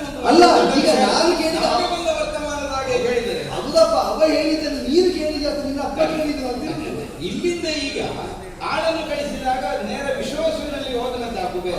ಹೀಗೀಗ ಒಂದು ಆಳು ಬಂದಿದೆ, ಎಂತದ್ದು ಮಾಡುದಪ್ಪ, ಅದು ಅವರದ್ದೇ ಬಿಟ್ಟುಗಡ ಹೇಳಿದ್ರಂತೆ. ಮತ್ತೆ ಅದಲ್ಲ, ಸಹೋದರ ಸಂಘರ್ಷ ಬೇಡ ಎಂಬ ಕಾರಣ ಇಲ್ಲ. ನೀನು ಅವನಿಗೆ ಸಂಘರ್ಷ ನಾನು ಹುಟ್ಟುವಾಗಲೇ ಶಬ್ದವಿಲ್ಲ. ಯಾಕೆಂದ್ರೆ ಬೆಳೆಯುವ ಗತಿಯಲ್ಲಿ ಹೀಗಾಗ್ತಾನೆ ಅಂತ ಪಿತೃವಿನ ಶಾಪವನ್ನು ಹೊಂದಿದವನಿಗೆ ದಶಕಂಠ ಅಂತ. ಪಿತೃಶಾಪಕ್ಕೆ ಹೇತುವಾದವನು ಭ್ರಾತೃವಾದವನನ್ನು ಮಾನಿಸ್ತಾನೆ ಅಂತಿಲ್ಲ. ನಮಗೆ ದಾಕ್ಷಿಣ್ಯ ನಮಗೆ ಆಗಬೇಕಾದದ್ದಾದ್ರೆ ನಮಗೆ ಸಂಬಂಧ ಮುಖ್ಯ. ಅದು ನೀನು ಹುಟ್ಟಿದ ಮೇಲೆ ಸಂಬಂಧಕ್ಕೆ ಬೇಕಾಗಿ ನಾವು ಆಗಬೇಕಾದಂತಹ ವ್ಯವಸ್ಥೆಯಲ್ಲಿ ಒಪ್ಪಂದ ಮಾಡಿಕೊಂಡಿದ್ದೀವಿ. ನಿಮಗೆ ಸ್ವಾರ್ಥಕ್ಕೆ ಸಂಬಂಧಿ ಆಗುವಾಗ ದಾಕ್ಷಿಣ್ಯ ಇಲ್ಲ ಅಂತ ನೀನು ಹುಟ್ಟಿದ ಮೇಲೆ ನಿನಗೆ ಗೊತ್ತಾಯ್ತು ಕುಲಾಚಾರ ಹೀಗೆ ಅಂತ. ನೀವು ಹುಟ್ಟುವ ಮೊದಲೇ ನಿನ್ನ ಅಜ್ಜನಿಗೆ ಗೊತ್ತಾಗಿದೆ ಅಂದ್ರೆ ಪೌರಸ್ಥಿತಿ. ಆದ್ದರಿಂದಲೇ ವಿಶ್ವವಸು ಬ್ರಹ್ಮರು ಹೇಳಿದ್ರಂತೆ, ಬೇಡ ಸಂಘರ್ಷ ಬೇಡ, ನೀನು ಉತ್ತರಾಪಥದಲ್ಲಿ ಹೋಗಿ ಅಲ್ಲಿ ಪರಶುರಾರಾಧಕನಾಗುತ್ತ ನೀನು ಬೇರೆ ಮಾಡಿ ಅದಕ್ಕೆ ಸಿದ್ಧಿ ಆಯ್ತು ಅಂತ ಇಟ್ಟುಕೊಳ್ಳೋಣ. ಅಂದ್ರೆ ಬರುವಾಗ ಜೊತೆಗಿರುವ ಅಂತ ಹೇಳಿದವನು ಇಲ್ಲದಂತಹ ಸ್ಥಿತಿಯನ್ನು ನಮ್ಮದು ಅಂತಲೇ ಈ ಲಂಕೆಯನ್ನು ನೀವು ಸ್ಥಾಪಿಸಿದ್ರಿ. ನಮ್ಮ ಅಪ್ಪನಿಗೆ ಅಭ್ಯಾಸ ಆದದ್ದೇ ಅದು. ಅದೇ ಅವರು ಬೇಡ ಅಂತ ಹೇಳಿದ್ರೆ ಬೇಡ ಅಂತ ಆಗ್ಲಿಕ್ಕೆ ಇಲ್ಲ, ಎಲ್ಲರೂ ಬಿಟ್ಟು ಕೊಡುವುದೇ. ಊರಿನವರು ಕಳ್ಳತನ ಅಂತ ಹೇಳುವುದನ್ನು ನೀವು ಅಭ್ಯಾಸ ಅಂತ ಹೇಳ್ತೀರಿ. ಅದನ್ನೇ ಹೇಳಿದ್ದು. ಇನ್ನೊಬ್ಬರು ಪ್ರಭುವಾಗಿದ್ದದ್ದನ್ನು ತಾವು ಹೊಂದಿದಾಗ ಅದು ನಮ್ಮ ಅಪ್ಪನ ಅಭ್ಯಾಸ. ಅವರ ವೀರ ವಿಕ್ರಮಕ್ಕೆ ಅದು ತುರಾಯಿಯಂತಹ ಘಟನೆ. ಕಳೆದು ಹೋದದ್ದನ್ನೆಲ್ಲ ಸಂಪಾದಿಸಲಿಕ್ಕೆ ನಮ್ಮ ಅಪ್ಪಗೆ ಹುಟ್ಟಿದ್ದ. ಅದೇ ಕಳೆಯದ ಹಾಗೆ ಸಂಪಾದಿಸಬೇಡುವ. ಈಗ ನೀವು ಸಂಪಾದಿಸಿದ ನಿಮ್ಮ ಘನತರವಾದಂತಹ ಗೌರವವಾಗಿ, ಆದರವಾಗಿ, ಸ್ಥಾನವಾಗಿ, ಯೋಗ್ಯತೆಯಾಗಲಿ ಒಬ್ಬ ರಾಮನ ಮುಂಭಾಗದಲ್ಲಿ ಇಲ್ಲಿ ಹೋಯಿತು, ಅಳವಿ ಸಾಗಲಿಲ್ವಲ್ಲ. ರಾಮ ಪಾಳೆಯದ ಮುಂಭಾಗದಲ್ಲಿ ರಾಕ್ಷಸರ ಅಳವಿಯೂ ಸಾಗಲಿಲ್ಲ. ರಾಮನ ಮುಂಭಾಗದಲ್ಲಿ ರಾಕ್ಷಸ ಪ್ರಮುಖರ ಯಾರ ಅಳವಿಯೂ ಸಾಗಲಿಲ್ಲ. ಬೇಡ, ರಾಕ್ಷಸರಿಗೆಲ್ಲ ವೀರ ಉತ್ತೇಜನವನ್ನು ಕೊಟ್ಟ ನನ್ನ ಪರಾಕ್ರಮದಿಂದಲೇ ನಾನು ಗೆಲ್ಲುತ್ತೇನೆ ಅಂತ ಆಗಿ ನೀನು ಹೊರಡುವಾಗ ಸುದ್ದಿ. ಈಗ ನಿಮ್ಮ ಪಕ್ಷದವರೇ ಆಚೆ ಹೇಳುವಾಗ ನಮ್ಮ ಕಪಿಗಳಿಗೆ ದೇವತೆಗಳೆಲ್ಲರೂ ಕೂಡ ಒಟ್ಟಾಗಿ ಬಂದರೂ ಕೂಡ ರಾಮನನ್ನಿಂದು ಗೆಲ್ಲದೆ ಬರಲುವುದಿಲ್ಲ ಅಂತ ಅಪ್ಪನಲ್ಲಿ ವೀರ ವಿಕ್ರಮದ ಪಂಥದಲ್ಲಿ ಭಾಷೆಯಾಗಿಸಿಕೊಂಡು ಪ್ರತಿಜ್ಞಾಬದ್ಧತೆಯಿಂದಲೇ ಹೊರಟು ಬಂದಂತ ನೀನು ರಾಮನನ್ನು ಮಿಸುಕಾಡುವಂತೆ ಮಾಡ್ಲಿಕ್ಕಾಗಲಿಲ್ಲ. ನೀನು ಕಾಲು ಕೀಳುವಂತೆ ರಾಮ ಮಾಡಿದ ಮೇಲೆ ಈಗ ನೀನು ಇಲ್ಲಿಗೆ ಪ್ರಕಟನಾಗಿದ್ದಿ ಅಂದ್ರೆ ನಿಮ್ಮ ಮಾಯೆಯ ಒಂದು ದೌರ್ಬಲ್ಯ. ನಾನು ಅದಕ್ಕೆ ಹೇಳಿದ್ದು ಬಳಿ ಬಳಿರೆ ಮಾಯಾವಿ. ಮಾಯೆ ನಿಮ್ಮನ್ನು ಆತ್ಯಂತಿಕವಾಗಿ ರಕ್ಷಿಸ್ತದೆ. ಅದು ಬಾಣಲೆಯಿಂದ ಬೆಂಕಿಗೆ ಅಷ್ಟೇ ಮಾಡು. ಬಾಣಲೆಯನ್ನು ತಪ್ಪಿಸ್ತದೆ ಮಾಯೆ ಅಂತ ನೀವು ಭಾವಿಸು. ಬಾಣಲೆಯಿಂದ ಬೀಳುವುದು ಬೆಂಕಿಗೆ. ರಾಮನ ಹೊಡೆಯುತ್ತಾನೆ ಇಲ್ಲಿ ಬಾಣಲೆ ಉದಾಹರಣೆ ಹೇಳಿದ್ದು ಅದನ್ನು ಅಕ್ಷರಗಳನ್ನು ಅನ್ವಯಿಸುವುದಿಲ್ಲ. ಇದು ಬೇಕಾದಂತೆ ಬಾಣಲೆಗೆ ಬೇಕಾದ ಬಿಸುಪನ್ನು ಒದಗಿಸಬಲ್ಲ ಕಾಷ್ಟದ ಕೊರಡುಗಳಿದ್ದಾರೆ. ಇದು ಹೊತ್ತಿ ಉರಿಯುವುದೇ ಆ ಬಾಣಲೆಗೆ ಬೇಕಾದ ಬಿಸುಪನ್ನು ಹೊಂದುವುದಕ್ಕೆ.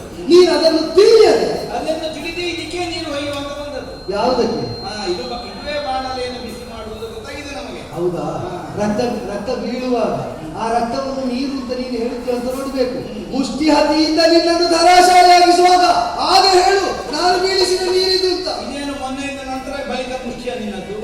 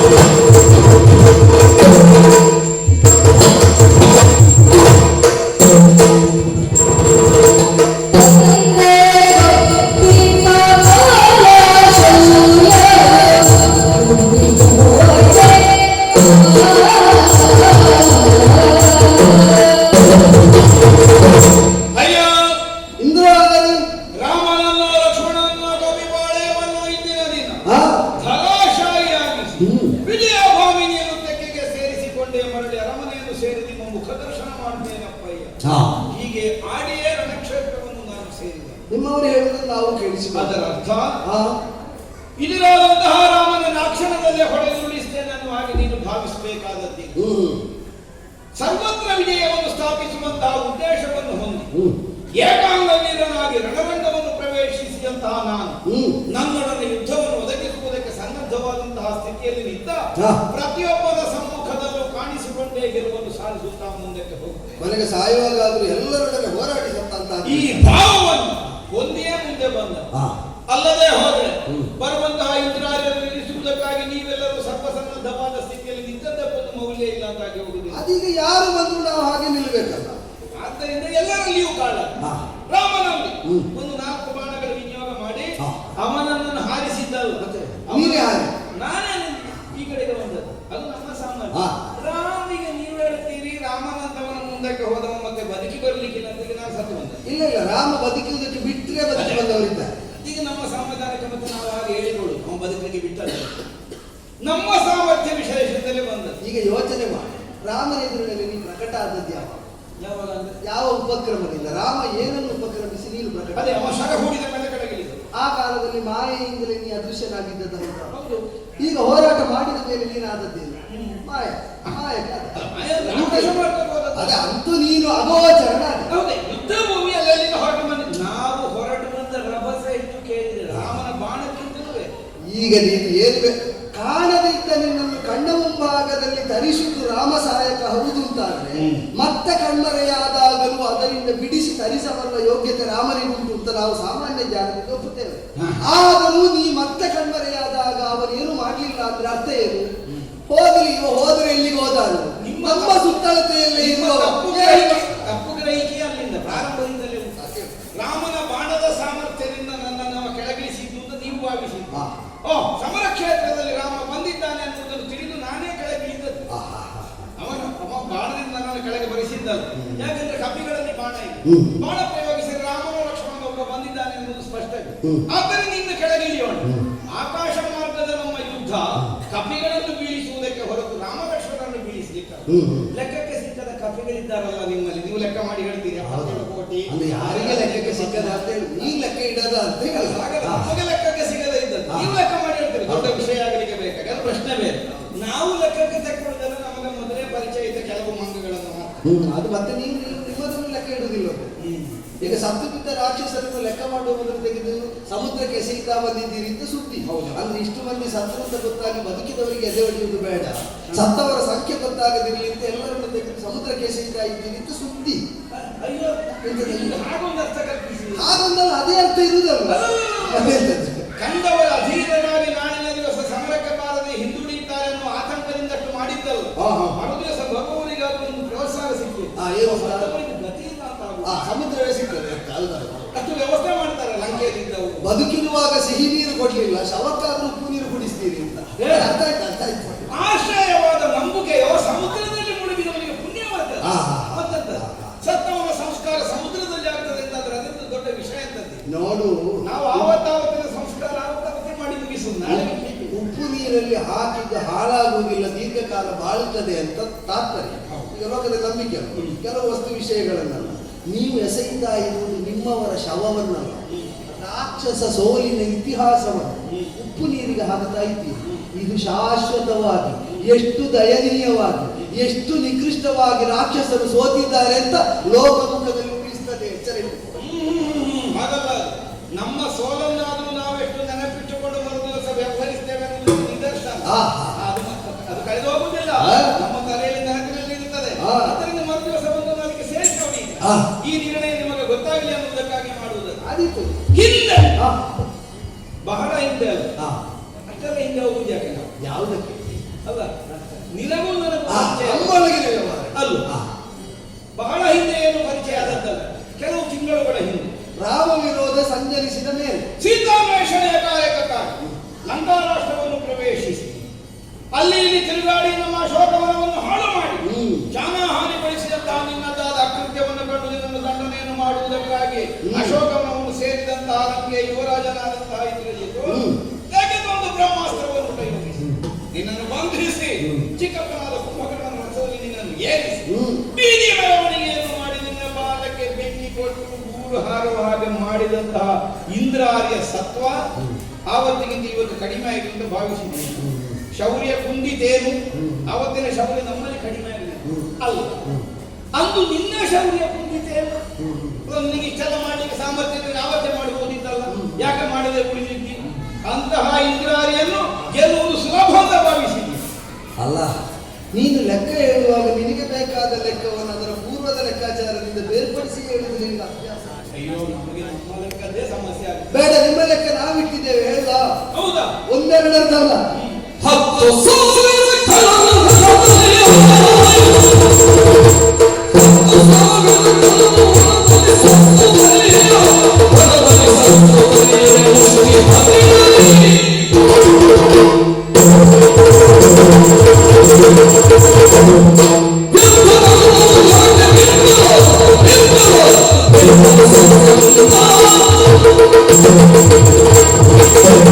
ಸೀತಾದೇವಿಯನ್ನು ಅನ್ವೇಷಿಸ್ತಾ ಲಂಕಾ ಪ್ರವೇಶ ಮಾಡಿದ ನಾನು ನಿಮ್ಮ ಉಪವನದಲ್ಲೇ ವಿಹರಿಸ್ತಾ ಇದ್ದ ಸಂದರ್ಭದಲ್ಲಿ ತಡೆಯುವುದಕ್ಕೆ ಬಂದಂತಹ ಪಟುಭಟರು ಎಷ್ಟು ಅಂತ ನೋಡದೆ ಮೊದಲಿಗೆ ಒಂದು ಮುಷ್ಟಿ ಹತ್ತಿ ಮಾಡಿ ಆಗ ಸತ್ತು ಬಿದ್ದದ್ದು 10 ಸಾಲು.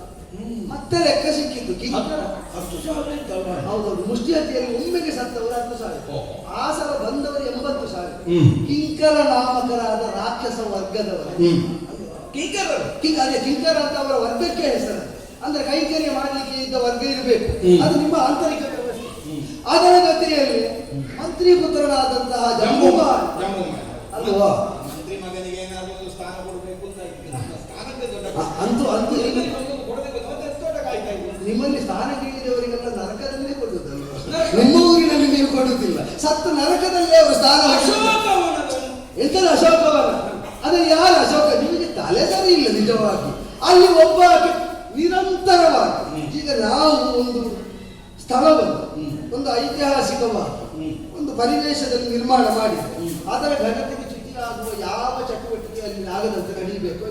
ಈಗ ಪ್ರಶಾಂತವಾಗಿ ವಿಹರಿಸುವುದಕ್ಕಿಂತ ಉದ್ಯಾನ. ಈಗ ನಾವು ಅದರಲ್ಲಿ ಸದ್ದುಗದ್ದಲ ಮಾಡಲಿಲ್ಲ. ಯಾರಾದ್ರೂ ಅಲ್ಲಿ ಆರ್ಭಟ ಮಾಡುವಾಗ ಆ ಉದ್ಯಾನವನದವ ಅದನ್ನು ನಿಯಂತ್ರಿಸಬೇಕು. ಅಶೋಕವನ ಅಂತ ಹೆಸರು. ಅಲ್ಲಿ ನಿತ್ಯ ನಿರಂತರವಾಗಿ ಹೆಚ್ಚು ಕಡಿಮೆ 1 ವರ್ಷ ಆಯ್ತು ಕಾಣಿಸ್ತದೆ. ಸೀತಾದೇವಿ ಶೋಕಿಸ್ತಾ ಇದ್ದಾರೆ. ನೀವು ಯಾವ ಧೈರ್ಯದಿಂದ ಹೇಳ್ತೀರಿ ಅದನ್ನು ಅಶೋಕವನ ಅಂತ? ನೀವು ನಿರ್ಮಾಣ ಮಾಡಿದ ಒಂದು ವನದ ಹೆಸರನ್ನು ರಾಮಪಾಳಯಕ್ಕೆ ಸಂಬಂಧಿಸಿದ ಒಂದು ಹೆಣ್ಣಿನಿಂದಲೂ ನಿಮಗೆ ಉಳಿಸಿಕೊಳ್ಳುವುದಕ್ಕಾಗಲಿ. ನೀವು ಬಲಿಷ್ಠತೆಯ ಬಗ್ಗೆ ಮಾತಾಡದಿರುವುದೊಳ್ಳೆ. ಅಂದ್ರೆ ನೀವಿಟ್ಟ ಹೆಸರಿಗೆ ಕಳಂಕ ತರುವಂತೆ ಅವಳಲ್ಲಿ ಶೋಕಿಸ್ತಾ ಇದ್ದಾಳೆ. ಅವಳ ಉದ್ದೇಶ ಅಶೋಕವನ್ನು ಶೋಕವನ್ನವಾಗಿಸಬೇಕು ಅಂತಲ್ಲ, ಆದರೆ ನಿಮ್ಮ ನಿಯತಿ ಅವಳ ಪ್ರಕ್ರಿಯೆಯ ಅವಳ ಕಣ್ಣೀರಿನ ಮುಂಭಾಗದಲ್ಲಿ ನಿಲ್ಲಿಲ್ಲ. ಕಿಂಕರ ನಾಮಕರಾದಂತಹ 80,000 ಧರಾಶಾಹಿಗಳ ರಥಗಾರಿಕೊಂಡು ಬಂದ ಮಂತ್ರಿಪುತ್ರನಾದ ಜಂಬೂಮಾನ್ ನನ್ನಿಂದ ಹತನಾದ. ಆ ಬಳಿಕ 7 ಮಂದಿ ಮಂತ್ರಿಗಳ ಮಕ್ಕಳು, ಅವರ ಹೆಸರನ್ನು ನನಗೆ ಗೊತ್ತಿಲ್ಲ. ಅದೇ ಗೊತ್ತಿಲ್ಲ ನಿಮಗೆ, ಯಾರು ಇಲ್ಲಿ ಹೇಗಿದ್ದಾರೆ ಅಂತಲೇ ಗೊತ್ತಿಲ್ಲ. ಕೈಗೆ ಸಿಕ್ಕಿದ್ದನ್ನು ತೆಗೆದೆಸೆಯುವ ಹಾಗೆ ಕಳಿಸಿಕೊಟ್ಟಿದ್ದೀವಿ. ಆ 7 ಮಂದಿ ಮಂತ್ರಿ ಪುತ್ರ ಸತ್ತು. ಆಮೇಲೆ ವಿರೂಪಾಕ್ಷ, ಯೂಪಾಕ್ಷ, ದುರ್ಧರ, ಪ್ರಹಸ, ಎಂಥದ್ದು ಭಾಸಕ, ಈಗ 5 ಜನ ಸೇನಾಧಿಪತಿಗಳು. ಈ 5 ಜನ ಅಸಂಖ್ಯ ಪಾಳೆಯವನ್ನು ಕೂಡಿಕೊಂಡು ಬಂದರು. ಅವರು ತರಾಶಾಹಿ ಆದರು. ಈಗ ಯೋಚನೆ ಮಾಡಿ, ಇದೆಲ್ಲ ನಿಮ್ಮ ಪಾಳೆಯ ಇದ್ದರು. ಇಷ್ಟು ಮಂದಿಯನ್ನು ಕೊಂದವರು ಒಬ್ಬ ನೀವು ಹೇಳಿದಾಗ ಕಪ್ಪಿ. ಇಷ್ಟನ್ನು ಕೊಂದ ಮೇಲೆ ನಮ್ಮ ಸವಾರಿ ಬರ್ತಿತ್ತು. ಹೌದು, ನಮ್ಮ ಸವಾರಿ ಮತ್ತೊಂದು ಸಾಮಾನ್ಯ ತೋಟ ಹಾಳು ಮಾಡುವ ಮಗನ ನೋಡಿದ್ದೀಗ ನಾನು. ಅದೇ ಆದ್ರೆ ಒಂದುಂಟು, ಸಾಮಾನ್ಯ ತೋಟ ಹಾಳು ಮಾಡುವ ಮಂಗ ಅಂತ ಒಪ್ಪಿದೆ. ಒಬ್ಬ ರಾಮಪಾಳೆಯದಲ್ಲಿ ಸಾಮಾನ್ಯ ತೋಟ ಹಾಳು ಮಾಡ್ಲಿಕ್ಕಿದ್ದ ಮಂಗನನ್ನು ಕಟ್ಟಲಿಕ್ಕೂ ನಿನಗೆ ಬೇಕಾದ ಅಸ್ತ್ರ ಯಾವುದು? ಬ್ರಹ್ಮಾಸ್ತ್ರ ಬೇಕಾಗಿದೆ. ಅಸ್ತ್ರಶಸ್ತ್ರಗಳಲ್ಲಿ ಅತ್ಯುತ್ಕೃಷ್ಟವಾದ ಸಿದ್ಧಿಯನ್ನು ಹೊಂದಿದವರು ಮಾತ್ರ ಸಮಯೋಚಿತವಾಗಿ ಔಚಿತ್ಯ ಪ್ರಜ್ಞೆಯಿಂದ ಪ್ರಯೋಗಿಸಬಹುದಾದ ಅಸ್ತ್ರ ವಿಶೇಷ. ಈಗ ಅಸ್ತ್ರ ರಾಜ ಬ್ರಹ್ಮಾಸ್ತ್ರ. ಸಮಸ್ಯೆ ಏನು ಗೊತ್ತು? ಕೇವಲ ತೋಟ ಹಾಳು ಮಾಡುವಷ್ಟಕ್ಕೆ ಮಿತವಾದ ಮಲ್ಲ ನಿನ್ನ ಬ್ರಹ್ಮಾಸ್ತ್ರದ ಮರ್ಯಾದೆಗೆ ಈಗ ಮೇಲೆ ತೋಟ ಹಾಳು ಮಾಡುವಷ್ಟಕ್ಕೆ ಸೀಮಿತವಾದ ಸತ್ವ ಅಲ್ಲ. ಆದ್ರೆ ಎಷ್ಟು ಸತ್ವ ಇದೆ ಮಾಡಿದ್ದು ತೋಟ ಹಾಳು ಮಾಡ. ಅದನ್ನೇ ಹೇಳಿದ್ದು. ಈಗ ಹಾಗಾಗಿ ಇಂದ್ರಜಿತ್ ಬರಬೇಕಾಗಿ ಬಂದದ್ದು, ಹಾಗಾಗಿ ಬ್ರಹ್ಮಾಸ್ತ್ರ ಪ್ರಯೋಗ ಮಾಡಬೇಕಾಗಿ ಬಂದದ್ದು. ಈಗ ನಾನು ಮಾಡುವುದನ್ನು ನೀವು, ಈಗ ನಾನು ಮಾಡಿದ್ದನ್ನು ರೂಪಕ ಅಂತ ತಗೊಂಡು ಆಸ್ತಿಕ್ಯದ ತೋಟ ಹಾಳು ಮಾಡುವ ಮಂಗಗಳಂತೆ ಉದಿಸಿ ಬಂದವರು ಈಗ ಬ್ರಾಹ್ಮಣರಿಗೆ ಉದಿಸಿದ ರಾಕ್ಷಸರು. ಆಸ್ತಿಕ್ಯದ ತೋಟ ಹಾಳು ಮಾಡುವ ಮಂಗಗಳಂತೆ. ಈಗ ನಿಮ್ಮಲ್ಲಿ ಎಷ್ಟು ಶಾಸ್ತ್ರಜ್ಞಾನ ಇದೆ, ಎಷ್ಟು ವಿದ್ಯಾಸಿದ್ಧಿ ಇದ್ದರೆ ನೀವು ಮಾಡಿದ್ದು ಈ ಲೋಕದಲ್ಲಿ ಸಂತುಲಿತವಾದ ತೋಟವನ್ನು ನಾಶ ಮಾಡಿದ್ದೀರಲ್ವ. ಹಾಗೆ ನನಗೊಂದು ಗೌರವವನ್ನು ಕಲ್ಪಿಸಿ ಬ್ರಹ್ಮಾಸ್ತ್ರ ನೀನು ಪ್ರಯೋಗ ಮಾಡಿದ್ದೀರಿ. ಈಗ ನಿನ್ನ ಬ್ರಹ್ಮಾಸ್ತ್ರ ಬಂಧಿಸುವುದಕ್ಕೆ ನಿನ್ನ ಸಂಕಲ್ಪದಂತೆ ಆಗುವುದಿಲ್ಲ ಅಂತ 2 ಸಲ ಕಂಡಾಯ್ತು. ಈಗ ಮತ್ತೆ ರಾಮಲಕ್ಷ್ಮಣರಿಗೆ ಪ್ರಯೋಗಿಸಿದ್ದಾರೆ ಬ್ರಹ್ಮಾಸ್ತ್ರ. ಈಗ ರಾಮಲಕ್ಷ್ಮಣರನ್ನು ನೀನು ಬ್ರಹ್ಮಾಸ್ತ್ರದಿಂದ ಏನು ಮಾಡಬೇಕು? ಬಂಧನ. ಅದು ಉಳಿದಿಲ್ವಾ? ಈಗ ಬಂಧನ ಮಾಡಿದ್ರೆ ಕೈವಶಕ್ಕೆ ತೆಗೆದುಕೊಳ್ಬೇಕು. ನಿನ್ನ ಕೈವಶರಾಗಲಿಲ್ಲ. ಈಗ ಬಂಧನ ಮಾಡಿ ನಾ ಶತ್ರುವಶದಲ್ಲಿ ಅದು ಉಳಿಯಿತು. ಆ ಬಳಿಕ ಯಾವುದೋ ಒಂದು ಪಕ್ಷಿ ವಿಶಿಷ್ಟವಾದ ಪಕ್ಷಿ ಬಂದು ಅದನ್ನು ತನ್ನ ಹಾರುವ ರೆಕ್ಕೆಗಳ ಬಡಿತದಿಂದ ಹೊಮ್ಮಿದ ಗಾಳಿಯ ಮೂಲಕವಾಗಿ ಚೇತರಿಸುವಂತೆ. ಅದು ಯಾವುದೋ ನಾಗವಂಶಕ್ಕೆ ವಂಶೀಯ ನಾಗಗಳ ಸಂತಾನ, ಅದು ನಾಗಾಸ್ತ್ರದಿಂದ ಅದರಿಂದ ಬಿಡುಗಡೆಗೊಳಿಸಿದೆ. ಆಮೇಲೆ ಬ್ರಹ್ಮಾಸ್ತ್ರಕ್ಕೆ ಕಟ್ಟು ಹೊಡೆದಂತಹ ರಾಮಲಕ್ಷ್ಮಣ ಆಮೇಲೆ ತಾವಾಗಿ ಒಡ್ಡಿಕೊಂಡು ತಾವಾಗಿ ಎಚ್ಚೆತ್ತು. ನೀನು ಹೋಗಿ ಸಂಜೀವಿನಿ ಕಟ್ಟಿದಂತ. ಹೌದಪ್ಪ, ನಾನು ಸಂಜೀವಿನಿ ನೋಡು, ನಿನ್ನ ಬ್ರಹ್ಮಾಸ್ತ್ರಕ್ಕೆ ನೀನು ಎಷ್ಟು ಸಾಧನೆ ಮಾಡಿದ್ದೇ ಗೊತ್ತಿಲ್ಲ. ನೀನು ಹೇಳಿದ ಸಂಜೀವಿನಿ ಕಡ್ಡಿ ಸಾಕಾಗಿದೆ ಅದರಿಂದ ಬಿಡಿಸುವುದಕ್ಕೆ. ನಾನು ತಂದದ್ದು ಕಡ್ಡಿ ಸಂಜೀವಿನಿ ಕಡ್ಡಿ, ನಿನ್ನ ಬ್ರಹ್ಮಾಸ್ತ್ರ ಎಲ್ಲಿ, ನನ್ನ ಸಂಜೀವಿನಿ ಕಡ್ಡಿ ಎಲ್ಲಿ? ಈಗ ಅದರಿಂದ ಬ್ರಹ್ಮಾಸ್ತ್ರದಿಂದ ಬಿಡುಗಡೆ ಆಗಿದೆ. ನಿನಗೆ ಗೊತ್ತಿಲ್ಲದಂತೆ ನಾಗಾಸ್ತ್ರದಿಂದ ರಾಮ ಲಕ್ಷ್ಮಣರು ಎಚ್ಚೆತ್ತು ನಿಂತಿದ್ದಾರೆ. ಆ ಬಳಿಕವು ನೀನು ನನ್ನದು ದೊಡ್ಡದು ಅಂತ ಹೇಳ್ತಾ ಇದ್ದೆ. ಈಗ ತಾವಾಗಿ ಎಚ್ಚೆತ್ತುಕೊಳ್ಳುವಂತ ಹೊಡೆಯಬಲ್ಲಷ್ಟು ಪರ್ಯಾಪ್ತತೆಯನ್ನು ಮಾತ್ರ ಹೊಂದಿದ ಬ್ರಹ್ಮಾಸ್ತ್ರ ನಿನ್ನದು ಅಂತ ರಾಮನೇ ನಿರೂಪಿಸಿದ್ದಾನೆ ಅಂತ ನನ್ನ ಉದಾಹರಣೆಗಿಂತ ರಾಮಚಂದ್ರನ ಉದಾಹರಣೆ ಕೊಟ್ಟದ್ದು. ನೀನು ನನಗೆ ಹೊಡೆದದ್ದನ್ನೇ ಇಟ್ಟುಕೊಳ್ಳು. ಈಗ ಸಂಜೀವನ ತರಬೇಕಾಗಿ ಬಂದದ್ದೇ ಅವ್ರು ಬಿದ್ದದ್ದು ಅಲ್ಲದೆ 67 ಲಕ್ಷ ಅತಿವೀರರೆಲ್ಲ ಸತ್ತಿದ್ರು, ಒಟ್ಟಿಗೆ ಸತ್ತಿದ್ರು. ಹೌದು. ಈಗ ಬಿದ್ದವರನ್ನೆಲ್ಲ ಎಬ್ಬಿಸಲಿಕ್ಕೆ ಸಂಜೀವಿನಿ ಬೇಡ, ಸತ್ತು ಬಿದ್ದವರನ್ನ ಎಬ್ಬಿಸಲಿಕ್ಕೆ ಅಲ್ಲ ಸಂಜೀವಿನಿ ಬೇಕು. ಹೌದಾ? ಈಗ ನೀನು ತಂದಿದ್ದೀಯ ಅನ್ನೋದರಿಂದ ಗೊತ್ತಾಗಲಿಲ್ಲ ಇವರೆಲ್ಲ ಸತ್ತು ಬಿದ್ದದ್ದು ಅವರು. ಹಾಗೆ ಅಂತಾರ ಮತ್ತೆ ಅವರು ಬದುಕಿ ಬಂದಿದ್ದಾರೆ ಅನ್ನೋದರಿಂದ ಒಮ್ಮೆ ನಾನು ಕೊಂದದ್ದು ಸುಳ್ಳ ಇಲ್ಲ. ಈಗ ಅದೇ ಹೌದು ಅಂತ ನಿನ್ನ ನಿನ್ನ ಬ್ರಹ್ಮಾಸ್ತ್ರ ಈ ಸಲ ನೀನು ಸಂಜೀವಿನಿ ತರಲಿಕ್ಕೆ ಹೋಗಲಿಕ್ಕೆ ಬಿಡುವಿಲ್ಲ. ಅಶಿಕ್ಷಿತಂತ ಬ್ರಹ್ಮಾಸ್ತ್ರ. ಇದು ಕೇಳಿದ ವರ ಯಾರದ್ದು?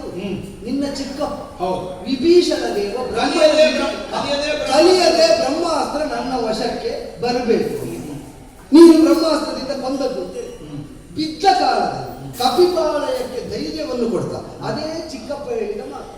ಸತ್ಯ ಧರ್ಮಾಭಿರಕ್ತ ನಾಸ್ತಿ ಮೃತ್ಯುಕೃತ ಭಯ. ಸತ್ಯ ಧರ್ಮಗಳಲ್ಲಿ ಅಭಿರಕ್ತರಾದವರಿಗೆ ಮೃತ್ಯು ಭಯ ಇಲ್ಲ, ಅವರು ಸಾಯಲಿಲ್ಲ. ನೀವು ಚಿಂತಿಸಬೇಕು. ಬ್ರಹ್ಮಾಸ್ತ್ರವನ್ನು ನಿನಗಿಂತ ಮೊದಲು ನೀನು ಕಲಿತು ಪೂರ್ತಿ ಬಾರದವ, ಅವರು ಕಲಿಯದೆ ಪೂರ್ತಿ ಕಲಿತವರು. ಅಂದ್ರೆ ಆದ್ದರಿಂದ ಕಲಿಯದೆ ಪೂರ್ತಿ ಕಲಿತವರು ಬ್ರಹ್ಮಾಸ್ತ್ರ ಪ್ರಯೋಗಕ್ಕೆ ವಿವಶರಾಗಿ ಕಟ್ಟು ಹೊಡೆದು ಬಿದ್ದ ರಾಮ ಲಕ್ಷ್ಮಣರು ಸಾಯಿಲ್ಲ, ಮೃತ್ಯುಕೃತ ಭಯ ಇಲ್ಲ ಅಂತ ಹೇಳುತ್ತಾ ರಕ್ಷಿಸಿದರು. ಅದರ ಅರ್ಥ ಏನು? ಈಗ ಬ್ರಹ್ಮಾಸ್ತ್ರದ ವ್ಯಾಪ್ತಿ ವಿಸ್ತಾರ ಗೊತ್ತಿದ್ದವರೇ ರಾಮ ಲಕ್ಷ್ಮಣರು ಸಾಯುವುದಿಲ್ಲ, ಮೂರ್ಛಾಗತರಾದದ್ದು ಮಾತ್ರ ಅಂತ ಹೇಳಿ ಮೃತ್ಯು ಭಯ ಅವರನ್ನು ಬಾಧಿಸುವುದಿಲ್ಲ ಅಂತ ಖಚಿತವಾಗಿ ಹೇಳಬೇಕಾದ್ರೆ ನಾವು ಪ್ರಾಜ್ಞಾವಚನವನ್ನು ಈಗ ಮೂರ್ತಿಗೆ ಸಂದವರನ್ನು ಎಬ್ಬಿಸಲಿಕ್ಕೆ ಸಂಜೀವಿನಿ ಯಾವುದನ್ನು ಅಲ್ಲಲ್ಲ, ನಾ ತಂದದ್ದು ರಾಮ ಲಕ್ಷ್ಮಣರನ್ನು ಎಬ್ಬಿಸಲಿಕ್ಕೆ ಮಾತ್ರ ಅಲ್ಲ.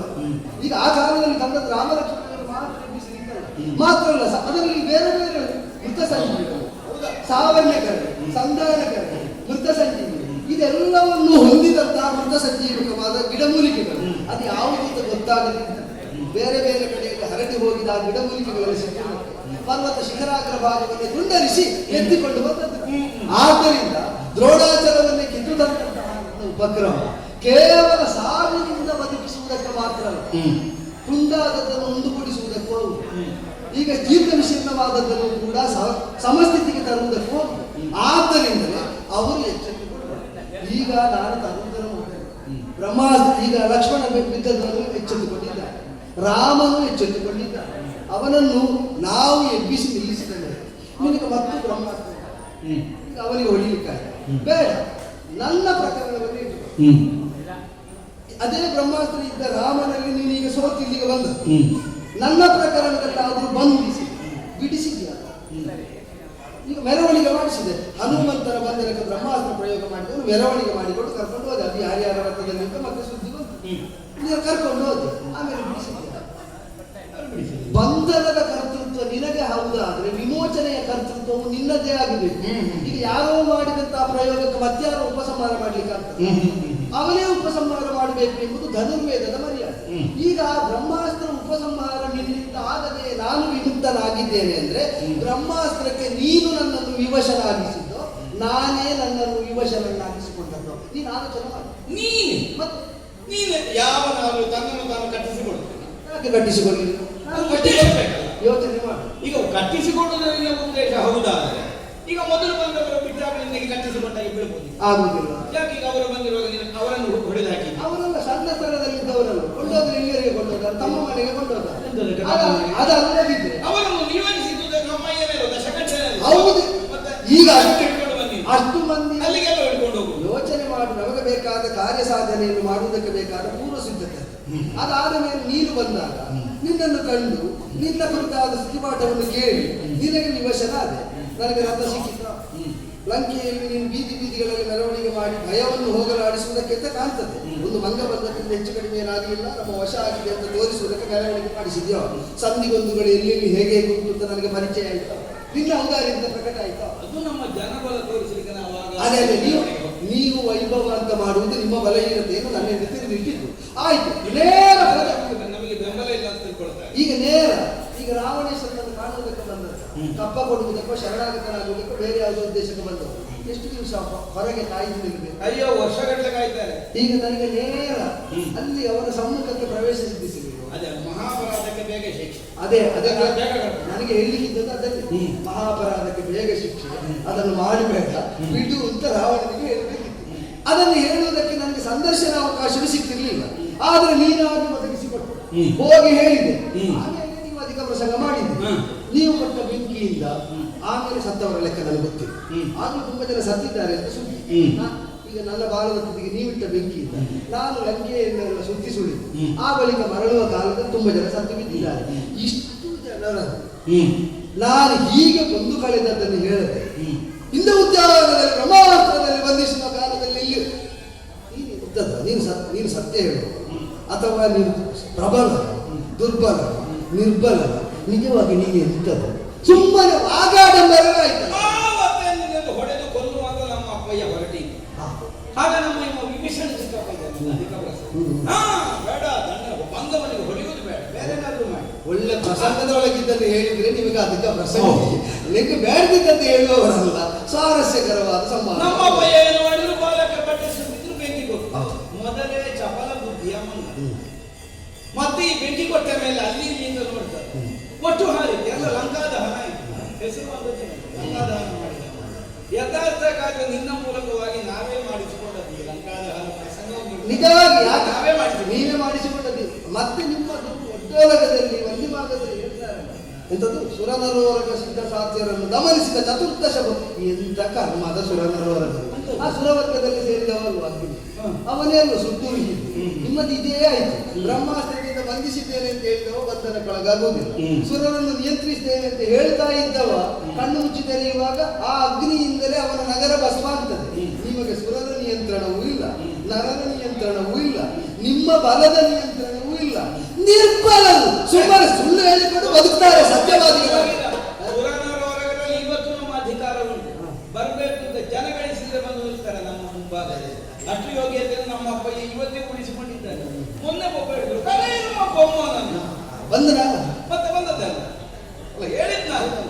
ಈಗ ಅಷ್ಟು ಅರ್ಹತೆಯನ್ನು ಇವತ್ತಿಗೆ ಉಳಿಸಿಕೊಂಡಿದ್ದಾರೆ. ಗೊತ್ತಿಲ್ಲ, ಬಲದಿಂದ ಹೆದರಿಸಿ ಕೈಗಳನ್ನು ಇಟ್ಟುಕೊಂಡವ ಸಂದರ್ಭ ಸಿಕ್ಕಿದಾಗ ಮುಸುಡುವುದೇ. ಅದೇ ಮುಷ್ಟಿಯಲ್ಲಿ ನೀರು ತುಂಬಿಸಿದಾಗ ಎಲ್ಲಾದ್ರೂ ಸ್ವಲ್ಪ ಸಮಯ ಸಿಕ್ಕಿದ್ರೆ ಹೊರಗೆ ನಿಂತೇ ಅದು. ಈ ದೇವತೆಗಳು ಅಗ್ನಿಯೆಲ್ಲ ಮಾಡ್ಲಿಕ್ಕೆ ಕಾರಣ ಅದು. ಅವರು ಮೊದಲಿನಿಂದ ಅನುಭವಿಸಿ ಸಾಕಾಗಿದೆ. ಇಲ್ಲಿ ಅವಕಾಶ ಸಿಗ್ತದೆ ಅಂತ ಕಾಯ್ತಾ ಇದ್ರು. ನಿನ್ನ ಬಾಲಕ್ಕೆ ಬೆಂಕಿ ಕೊಟ್ಟದ್ದು ಇದೇ ಸಂದರ್ಭ ಅಂತ. ನಿನ್ನಿಂದ ಚಮ ಸುಟ್ಟದ ಹಳೆಯಿಂದ ಅವು ನಮ್ಮನ್ನು ಇಷ್ಟರ ತನಕ ತಲೆ ಬೆಟ್ಟಿದ್ದಾರಲ್ಲ ಅನ್ನುವಂತ ಕಾರಣಕ್ಕಾಗಿ. ಮತ್ತೆ ನಿನ್ನ ಸತ್ವದಿಂದ ಅಂತ ಅರ್ಥ ಅಲ್ಲ. ಬ್ರಹ್ಮಾಸ್ತ್ರ ಬಂಧನದಿಂದ ನೀನೇ ಮುಕ್ತನ. ನಮ್ಮವರ ಉತ್ಸಾಹ ಕಾರಣವಾಗಿ ಆದಂತಹ ವ್ಯತ್ಯಯ. ಎಂತದ್ದು ಉತ್ಸಾಹ? ನನ್ನೊಂದಿಗೆ ಬಂದವರಿಗೆ ಅಥವಾ ಉದ್ಯಾನದಲ್ಲಿದ್ದವರಿಗೆ, ರಕ್ಷಣೆಯಲ್ಲಿದ್ದವರಿಗೆ ಮೊದಲೇ ಚೆನ್ನಾಗಿ ನೀನು 4 ಬಾರಿ ಹೀಗೆ ಅವರಿಗೆ ಆ ಹಾಗೆ ಎನ್ನುವುದು ನಿನ್ನ. ಯಾವಾಗ ನಿನಗೆ ಹೊಡಿಲಿಕ್ಕೆ ಸಿಗ್ತದಂತೆ ಕಾಯ್ತಾ ಇದ್ದ. ನಾನು ಬ್ರಹ್ಮಾಸ್ತ್ರದಿಂದ ಬಂಧಿಸಿದ್ರ ನೀನು ಕೈಕಾಲು ಕಟ್ಟಿ ಕೆಳಗೆ ನಿಂತೀಯ. ಇನ್ನು ಇವನಿಗೆ ತಿರುಗಿ ಕೊಡ್ಲಿಕ್ಕೆ ಈಗ ಸಾಮರ್ಥ್ಯ. ಈಗಲೇ ನಾನು ಹೊಡಿಯುವುದು ಒಳ್ಳೆಯದು ಅಂತ ಹೊಡಿದ್ರು. ಮತ್ತೆ ಬಿಟ್ಟು ಹೋಗಬಾರ್ದು ಅನ್ನುವುದಕ್ಕಾಗಿ ಹಗ್ಗದಲ್ಲಿ ಕಟ್ಟಿ. ಬ್ರಹ್ಮಾಸ್ತ್ರಕ್ಕೆ ಅಭಿಮಾನವು ಸ್ವಾಭಿಮಾನ. ಅದರಿಂದ ಬಂಧನಕ್ಕೊಳಗಾದವನನ್ನು ಮತ್ತೆ ಯಾವುದೋ ಹುರಿಯಂತರಿಂದ ಕಟ್ಟಿದರೆ ಆ ಅಭಿಮಾನಕ್ಕೆ ಕೊರತೆ ಬರ್ತದೆ. ಅಲ್ಲಿಂದ ನಾನು ಅದು ಕಟ್ಟು ಕಳಚಿಕೊಡುತ್ತೆ. ನಿನ್ನವರಿಗೆ ಬೆಲೆ ಗೊತ್ತಿಲ್ಲದ ಬ್ರಹ್ಮಾಸ್ತ್ರ ನಿನ್ನದ್ದು. ಅದಕ್ಕೆ ಶತ್ರು ಪಕ್ಷ ಅಲ್ಲ, ಜಾಗತಿಕವಾಗಿ ಬೆಲೆ ಕಲ್ಪಿಸಿ ಮಹತ್ತರವಾದದ್ದು ಕೊಂಡಾಡಬೇಕು. ಈಗ ನಿನ್ನ ಬ್ರಹ್ಮಾಸ್ತ್ರ ಉಳಿದ ಯಾರಿಗೆ ಹೆದರಿಕೆ ಹುಟ್ಟಿಸಲಿಲ್ಲ. ನಿನ್ನವರಿಗೆ ಒಂದು ಭರವಸೆ ಹುಟ್ಟಿಸಬೇಕಿಲ್ಲ. ಅವರಿಗೆ ನಂಬಿಕೆ ಇಲ್ಲ. ಹಗ್ಗದಿಂದ ಕಟ್ಟದಿದ್ದ ಇದು ಬಿಚ್ಚಿ ಹೋಗುತ್ತದೆ ಅಂತ ಕಂಡಿತ್ತು. ಆದ್ರಿಂದ ಮತ್ತೆ ಕಟ್ಟುವುದಕ್ಕೆ ಎಷ್ಟು ದಯನೀಯ ಅವಸ್ಥೆ. ನಿಲ್ಲಿಸುವುದಕ್ಕಿಂತ ಸಾಲದು ಅನ್ನುವುದಕ್ಕಲ್ಲ. ಮತ್ತೆ ನಿನ್ನ ಕುರಿತಾಗಿ ಅವರು ಹೊಂದಿದ್ದ ಆಗ್ರಹ ಕಾರಣವಾಗಿ ಅವರ ತರದ ಬ್ರಹ್ಮಾಸ್ತ್ರ ಉಂಟು. ಅವರ ಆದ್ದರಿಂದ ಅದನ್ನು ಕಟ್ಟಲಿಕ್ಕೆ ಹೊರಟು. ನಿನ್ನ ಕುರಿತಾಗಿ ಅವರು ಹೊಂದಿದ ಆಗ್ರಹ ಕಾರಣವಾಗಿ ಮಾಡಿದರೆ ಹೊರತು ನನ್ನ ಬ್ರಹ್ಮಾಸ್ತ್ರದಲ್ಲಿ ವಿಶ್ವಾಸ ಇಲ್ಲದೆ ಮಾಡಿದ್ದಾರೆ ಅಂತ ಅರ್ಥ ಅಲ್ಲ. ಈಗ ನಾವೆಲ್ಲ ದೊಡ್ಡವರು ಒಂದು ಕೆಲಸ ಮಾಡ್ತೇವೆ. ಒಬ್ಬನನ್ನು ಹೊಡೆದಂತೆ ಕೆಳಗೆ ಬಿದ್ದ ಮೇಲೆ ಒಟ್ಟಿಗಿದ್ದ ಹುಡುಗ ಬಂದು ಮೊದಲ ಹಾಗೆ ಒಂದು ಬೆತ್ತಡ್ಕೊಂಡು ಅವನಿಗೆ ಹೊಡೆಯುತ್ತಾನೆ. ಮೊದಲ ಹೊಡೆದು ಸಾಲದು ಅನ್ನೋದಕ್ಕಲ್ಲ, ಅವನಲ್ಲಿ ತುಂಬಿರುವ ಆಕ್ರೋಶದ ಪ್ರತಿಕ್ರಿಯೆ ಅಂತ ನಮ್ಮವರು ಮಾಡಿದ್ದದನ್ನು. ಆದ್ರೆ ಇದರ ಸ್ವಾಭಿಮಾನಕ್ಕೆ ಏಟು ಬಿದ್ದದ್ದರಿಂದ ತನ್ನಿಂದ ತಾನೇ ಕಳಚಿಕೊಳ್ಳುವುದಕ್ಕೆ ಅವಕಾಶ ಆಗಿ ಹೋಯಿತು. ಒಂದಿಗಿದ್ದವರೆಲ್ಲ ತಿಳುವಳಿಕೆ ಇದ್ದವರು ಅಂತ ಅರ್ಥ ಅಲ್ಲ.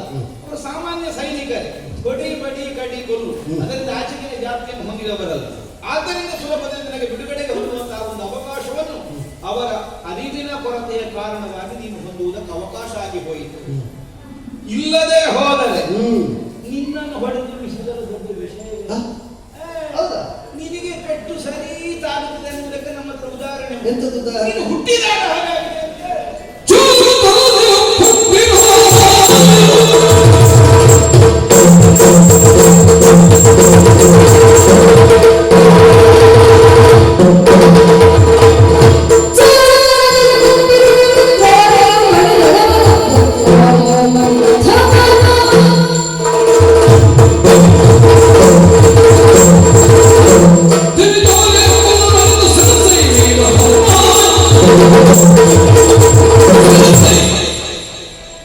ಅಂಜನಾಪತಿಯಾದಂತಹ ಕೇಸರಿಯ ಸಂಜಾತನಾದ ಸಂತಾನವೇ ನೀನಾಗುತ್ತಿದ್ದರೆ ನಿನ್ನ ಕಥೆ ಯಾವತ್ತೋ ಮುಗಿದು ಹೋಗುತ್ತೆ.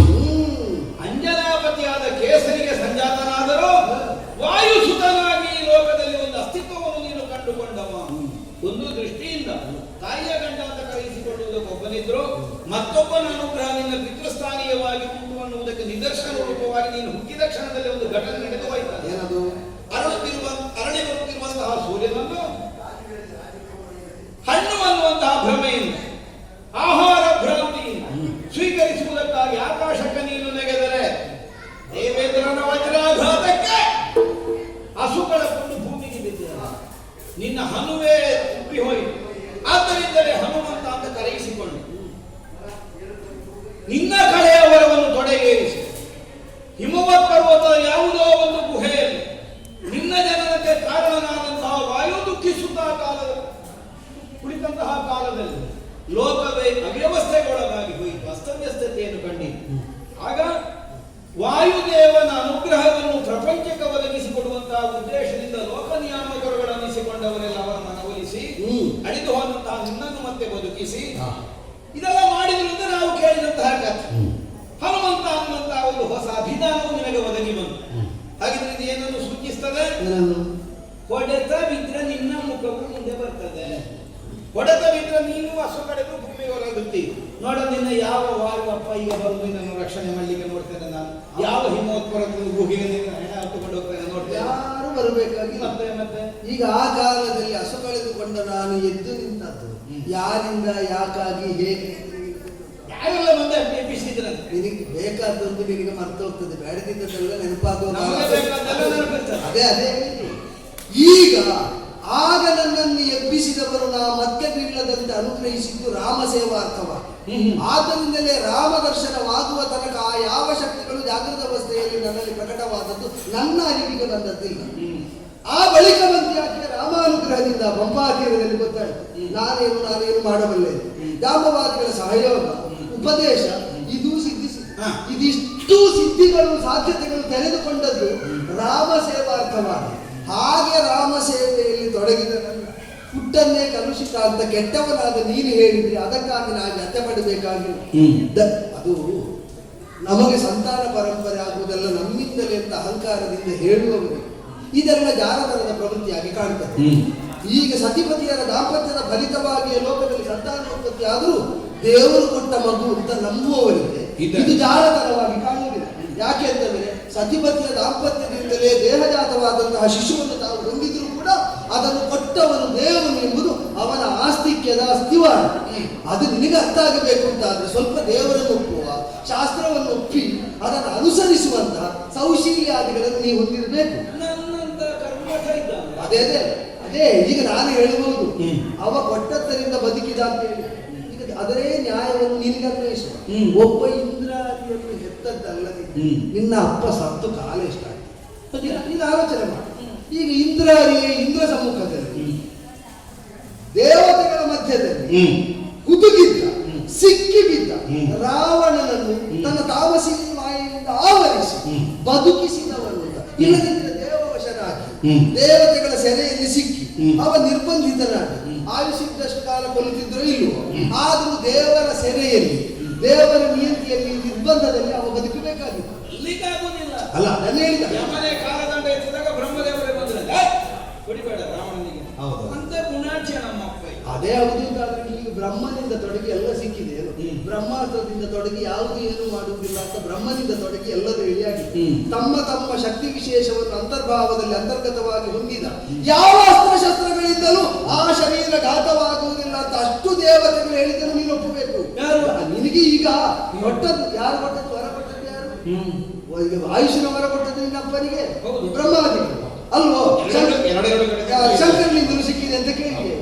ಆ ವರವನ್ನು ನೀನು ಒಪ್ಪುವಾಗ ನಿನ್ನ ಅಪ್ಪನಿಗೆ ಸಿಕ್ಕಿದ ವರ ಮಾತ್ರ ವರ, ಹನುಮಂತನಿಗೆ ಸಿಕ್ಕಿದ್ದ ರಾಮಸೇವಕರಿಗೆ ಸಿಕ್ಕಿದ್ದ ವರ ಎಲ್ಲವನ್ನೂ ಸಿಕ್ಕಿದೆ. ಅದನ್ನೆಲ್ಲ ಈಗ ನಾನು ಹೇಳಿಕೊಡ್ಲಿಕ್ಕೆ ನಾನು ಇಂದ್ರಜಿತ್ತು ಅಲ್ಲ. ನಿನ್ನನ್ನು ನನ್ನ ಮನೋರಥದಲ್ಲಿ ಕುಳ್ಳಿರಿಸಿ ನನ್ನ ಎಲ್ಲ ಅಂತರ್ಭಾವವನ್ನು ಹೇಳಿಕೊಟ್ಟು ಮೆರವಣಿಗೆ ಮಾಡಿಸಲಿಕ್ಕೆ ನಾನು ಇಂದ್ರಜಿತ್ತು ಅಲ್ಲ. ಮಂಗನನ್ನು ಮೆರವಣಿಗೆ ಮಾಡಿಸಿದ್ದು ನೀನು. ನಾನು ಮೆರವಣಿಗೆ ಮಾಡಿಸುವ ಮಂಗಲ, ಮೆರವಣಿಗೆ ಹೋಗುವ ಮಂಗ. ಆದ್ದರಿಂದ ಇಲ್ಲಿ ಸಿಕ್ಕಿದ ಶಕ್ತಿ ವಿಶೇಷಗಳು ಸಕಾಲದಲ್ಲಿ ದೇವತಾನುಗ್ರಹದಿಂದ ಪ್ರಸ್ಫುಟವಾಗಿ ಪ್ರಕಟವಾಗುತ್ತದೆ. ನಿನ್ನ ಎಲ್ಲ ಘಾತವನ್ನು ಮೀರಿ ನಿಲ್ಲುತ್ತದೆ. ನಾನು ಉಣ್ಣದಕ್ಕೆ ಹೊರಟದ್ದು ಸೂರ್ಯನೆಂಬ ಫಲವನ್ನು ಉಣ್ಣುವ ಕ್ರಮ ಮಾತ್ರ ಶೈಶವದಿಂದಲಾಗಿ ನನಗೆ ಗೊತ್ತಿರಲಿಲ್ಲ. ಹಾರಿದೆ, ಹಾರಿದಾಗ ಹೊಡೆದ ಬಿಟ್ಟು ಹನು ಪ್ರದೇಶ ಊದಿಕೊಂಡು ಹನುಮಂತ ಅರ್ಥೈಸಲ್ಪಟ್ಟು, ಆದ್ರೂ ಕೊನೆಗೂ ನಾನು ಉಣ್ಣದ್ದು ಸೂರ್ಯನಲ್ಲಿ. ನವವ್ಯಾಕರಣಾದಿಗಳನ್ನು ಸೂರ್ಯಮಂಡಲಕ್ಕೆ ಹೋಗಿ ಸೂರ್ಯನಿಂದಲೇ ಕಲಿತರೆ ಏನು ತೋರಿಸಿತು? ಹನುಮಂತ ಉಣ್ಲಿಕ್ಕಿದ್ದದ್ದು ಜ್ಞಾನ ಫಲವನ್ನು, ಕೊಡ್ಲಿಕ್ಕಿದ್ದದ್ದು ಸೂರ್ಯನ ಸತ್ವದಿಂದಲೇ. ಆದ್ದರಿಂದ ಹನುಮಂತ ಉಣ್ಣಬೇಕಾದದ್ದು ಸೂರ್ಯನೆಂಬ ಫಲವನ್ನೇ. ಉಣ್ಣುವುದಕ್ಕೆ ಹೊರಟ ಕ್ರಮ ದೇಹದಿಂದ ಆಯಿತು, ತಪ್ಪಿ ಅದಕ್ಕೆ ಹೊಡೆತ ಬಿತ್ತು. ಕಲಿಯುವಾಗ ಹೊಡೆತ ಬಿದ್ದರೆ ಅದು ಶಿಕ್ಷೆ ಅಲ್ಲ, ಅದು ಶಿಕ್ಷಣ, ಅದು ಸಂಸ್ಕಾರ. ಇಂದ್ರನ ಹೊಡೆತವನ್ನು ಸಂಸ್ಕಾರ ಅಂತ ಒಡೆಕೊಂಡದ್ದರಿಂದ ಸೂರ್ಯಾದಿಗಳಿಂದ ನವವ್ಯಾಕರಣಾದಿ ವಿದ್ಯಾಸಿದ್ಧಿಯನ್ನು ಹೊಂದಿ ದೇವತಾನುಗ್ರಹ. ಇದೆಲ್ಲ ನಿನಗೆ ಗೊತ್ತಾಗುವುದಿಲ್ಲ. ನಿನಗೆ ನಾ ಜಾರದಲ್ಲಿಂದ ಹುಟ್ಟಿದವನಾಗಿ ಕಾಣ್ತದೆ. ಆದ್ದರಿಂದಲೇ ಹುಟ್ಟಿದ ನಾನು ತೋರುವ ಸತ್ವ ನಿನಗೆ ಅಷ್ಟೇ ಹೀನ ಅಂತ ಯಾವಾಗಿನ ತನಕ ಕಾಣ್ತದೆ ಗೊತ್ತ? ಮುಷ್ಟಿ ಹತ್ತಿಯಿಂದ ಕಣ್ಣು ಕತ್ತಲು ಬಂದು ನೀ ಬೀಳುವಲ್ಲಿಯ ತನಕ ಕಾಣ್ತದೆ. ಅದಕ್ಕೆ ತೆಚ್ಚಿಲ್ಲ. ನಿನಗೆ ಸೂರ್ಯನಿಂದ ಶಿಕ್ಷಣ ಆಗಿದೆ, ಬ್ರಹ್ಮನಿಂದ ಶಿಕ್ಷಣ ಆಗಿದೆ, ಬ್ರಹ್ಮರಾಕ್ಷಸರಿಂದ ಆಗಿದೆ. ಬ್ರಹ್ಮರಾಕ್ಷಸಗಳು ಎದುರಾದರೆ ಶಿಕ್ಷೆ ಕೊಡುವುದಕ್ಕೆ ಶಿಕ್ಷಣ ಆದದ್ದು. ಹೌದಾ?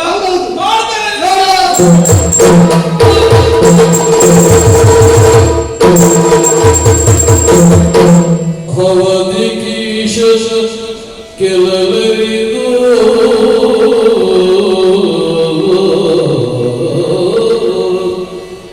ಹವದಿಕೀಶ ಕೆಲವರಿದು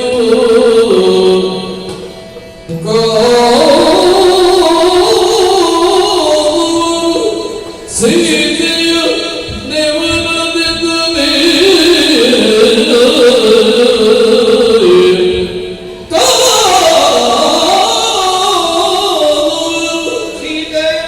ನೆವನದಿದ್ದನೇ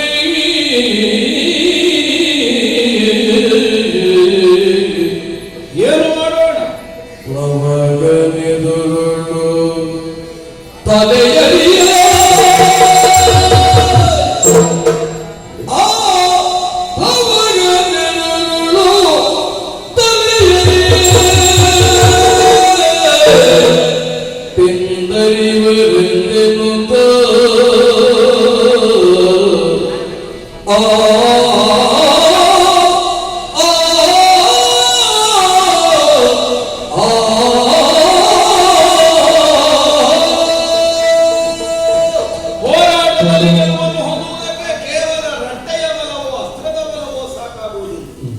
ಬುದ್ಧಿಯ ಬಲ ಬೇಕಾಗುತ್ತದೆ. ಯಾವುದೇ ಅಸ್ತ್ರವಾಗಲಿ ಶಸ್ತ್ರವಾಗಲಿ ಸರಿಯಾದ ಕ್ರಮದಲ್ಲಿ ವಿನಿಯೋಗವಾದಾಗ ಮಾತ್ರ ಅದರ ಪೂರ್ಣ ಪರಿಣಾಮವನ್ನು ಹೊಂದುವುದಕ್ಕೆ ಸಾಧ್ಯ ಆಗ್ತದೆ. ಅಲಕ್ಷ್ಯದ ಪ್ರಯೋಗದಿಂದ ಎಷ್ಟೇ ಹರಿತದ ಆಯುಧವಾದರೂ ನಾವು ನಿರೀಕ್ಷಿಸಿದ ಉದ್ದೇಶಿಸಿದ ಪರಿಣಾಮವನ್ನು ಒದಗಿಸಲಾರದು. ನಮ್ಮ ಗುರುಗಳು ಶುಕ್ರರಾಗಾಗ ನಮಗೆ ನೀತಿ ಪಾಠಾರ ಮಾಡ್ತಾರೆ. ವಿನಿಯೋಗದಲ್ಲಿ ಹೇಗಿರಬೇಕು? ವಿವೇಕ. ಅದಕ್ಕೊಂದು ಉದಾಹರಣೆಯನ್ನು ಅವರು ನಮಗೆ ಕೊಡ್ತಾ ಇದ್ರು. ಹಂದಿಯೂ ಹುಲಿಯೂ ಇದ್ದಿದ್ದ ಪರಸ್ಪರ ಆಕ್ರಮಣ ಮಾಡುವಂತಹ ನಿರ್ಣಯದಿಂದ ದಿನಗಟ್ಟಲೆ ಕಾದು ಕೂತುಕೊಂಡಿರ್ತದೆ. ಬಿಟ್ಟು ಹೋಗ್ಲಿಕ್ಕೆ ಎರಡಕ್ಕೂ ಹಂದಿಗೂ ಹೆದರಿಕೆ ಆಗುದು. ಎಲ್ಲಿಯಾದ್ರೂ ಬೆನ್ನು ಹಾಕಿದ್ರೆ ಹುಲಿ ಹಾರಿದೆ, ಹುಲಿಗೂ ಆತಂಕ ಆಗುದು. ಎಲ್ಲಿಯಾದ್ರೂ ಹಂದಿ ನನ್ನ ಮೈ ಮೇಲೆ ನಿಂತೆ ಅದಕ್ಕೆ ಮುಖಕ್ಕೆ ಕೊಟ್ಟು ಮುಖಕ್ಕೆ ಮುಖ ಕೊಟ್ಟು ಎರಡೂ ಅಲ್ಲೇ ನಿಲ್ತಾರೆ. 2-3 ದಿವಸ ಆಗುವಾಗ ಹಸಿವಾದ ಹುಲಿಯ ಗರ್ವ ಹೆಚ್ಚುತ್ತಾ ಹೋಗಿ ಹಂದಿಯ ಸತ್ವ ಕಡಿಮೆ ಮತ್ತೆ ಕಾಲಕ್ರಮದಲ್ಲಿ ಹಂದಿಯ ಮೇಲೆ ಆಕ್ರಮಣ ಮಾಡುವುದಕ್ಕೆ ಹುಲಿಯ ಸತ್ವ ಸಾಕಾಗುತ್ತೆ. ಈಗ ಚಾಣಾಕ್ಷರದಿಂದ ಆಕ್ರಮಣ ಮಾಡಬೇಕು. ಇಂತಹ ಒಂದು ಸನ್ನಿವೇಶದಲ್ಲಿ ಒಬ್ಬ ಬೇಟೆಗಾರ ಬರ್ತಾನೆ. ಆ ಕಡೆಯಿಂದ ಹಂದಿ ಉಂಟು, ಈ ಕಡೆಯಿಂದ ಹುಲಿ ಉಂಟು. ಏನು ಮಾಡಬೇಕು? ಹುಲಿಯ ಮೇಲೆ ಎಲ್ಲಿಯಾದ್ರೂ ಬಾಣ ಪ್ರಯೋಗ ಮಾಡಿದ ಹಂದಿಯವನ ಮೇಲೆ ಆಕ್ರಮಣ ಮಾಡಿ. ಯಾಕೆ? ನನ್ನ ವಿರೋಧಿಯನ್ನು ನಾಶ ಮಾಡಿದ್ದಲ್ಲ ಅನ್ನುವಂತಹ ಉದ್ದೇಶದಿಂದ. ಹಾಗಿದ್ರೆ ಏನು ಮಾಡಬೇಕು? ಹಂದಿಯ ಮೇಲೆ ಬಾಣ ಪ್ರಯೋಗ ಮಾಡಬೇಕು. ಬೇರೆ ಹೊಡೆದದ್ದು ನನಗೆ ಕಾಣುವುದೇ ಇಲ್ಲ, ಹುಲಿಯ ಹೊಡೆದದ್ದು ಕಾಣ್ತದೆ. ನೇರ ಹುಲಿಯ ಮೇಲೆ ಆಕ್ರಮಣ ಮಾಡಿಬಿಡ್ತದೆ. ಈ ರಾಮಪಾಳ್ಯದ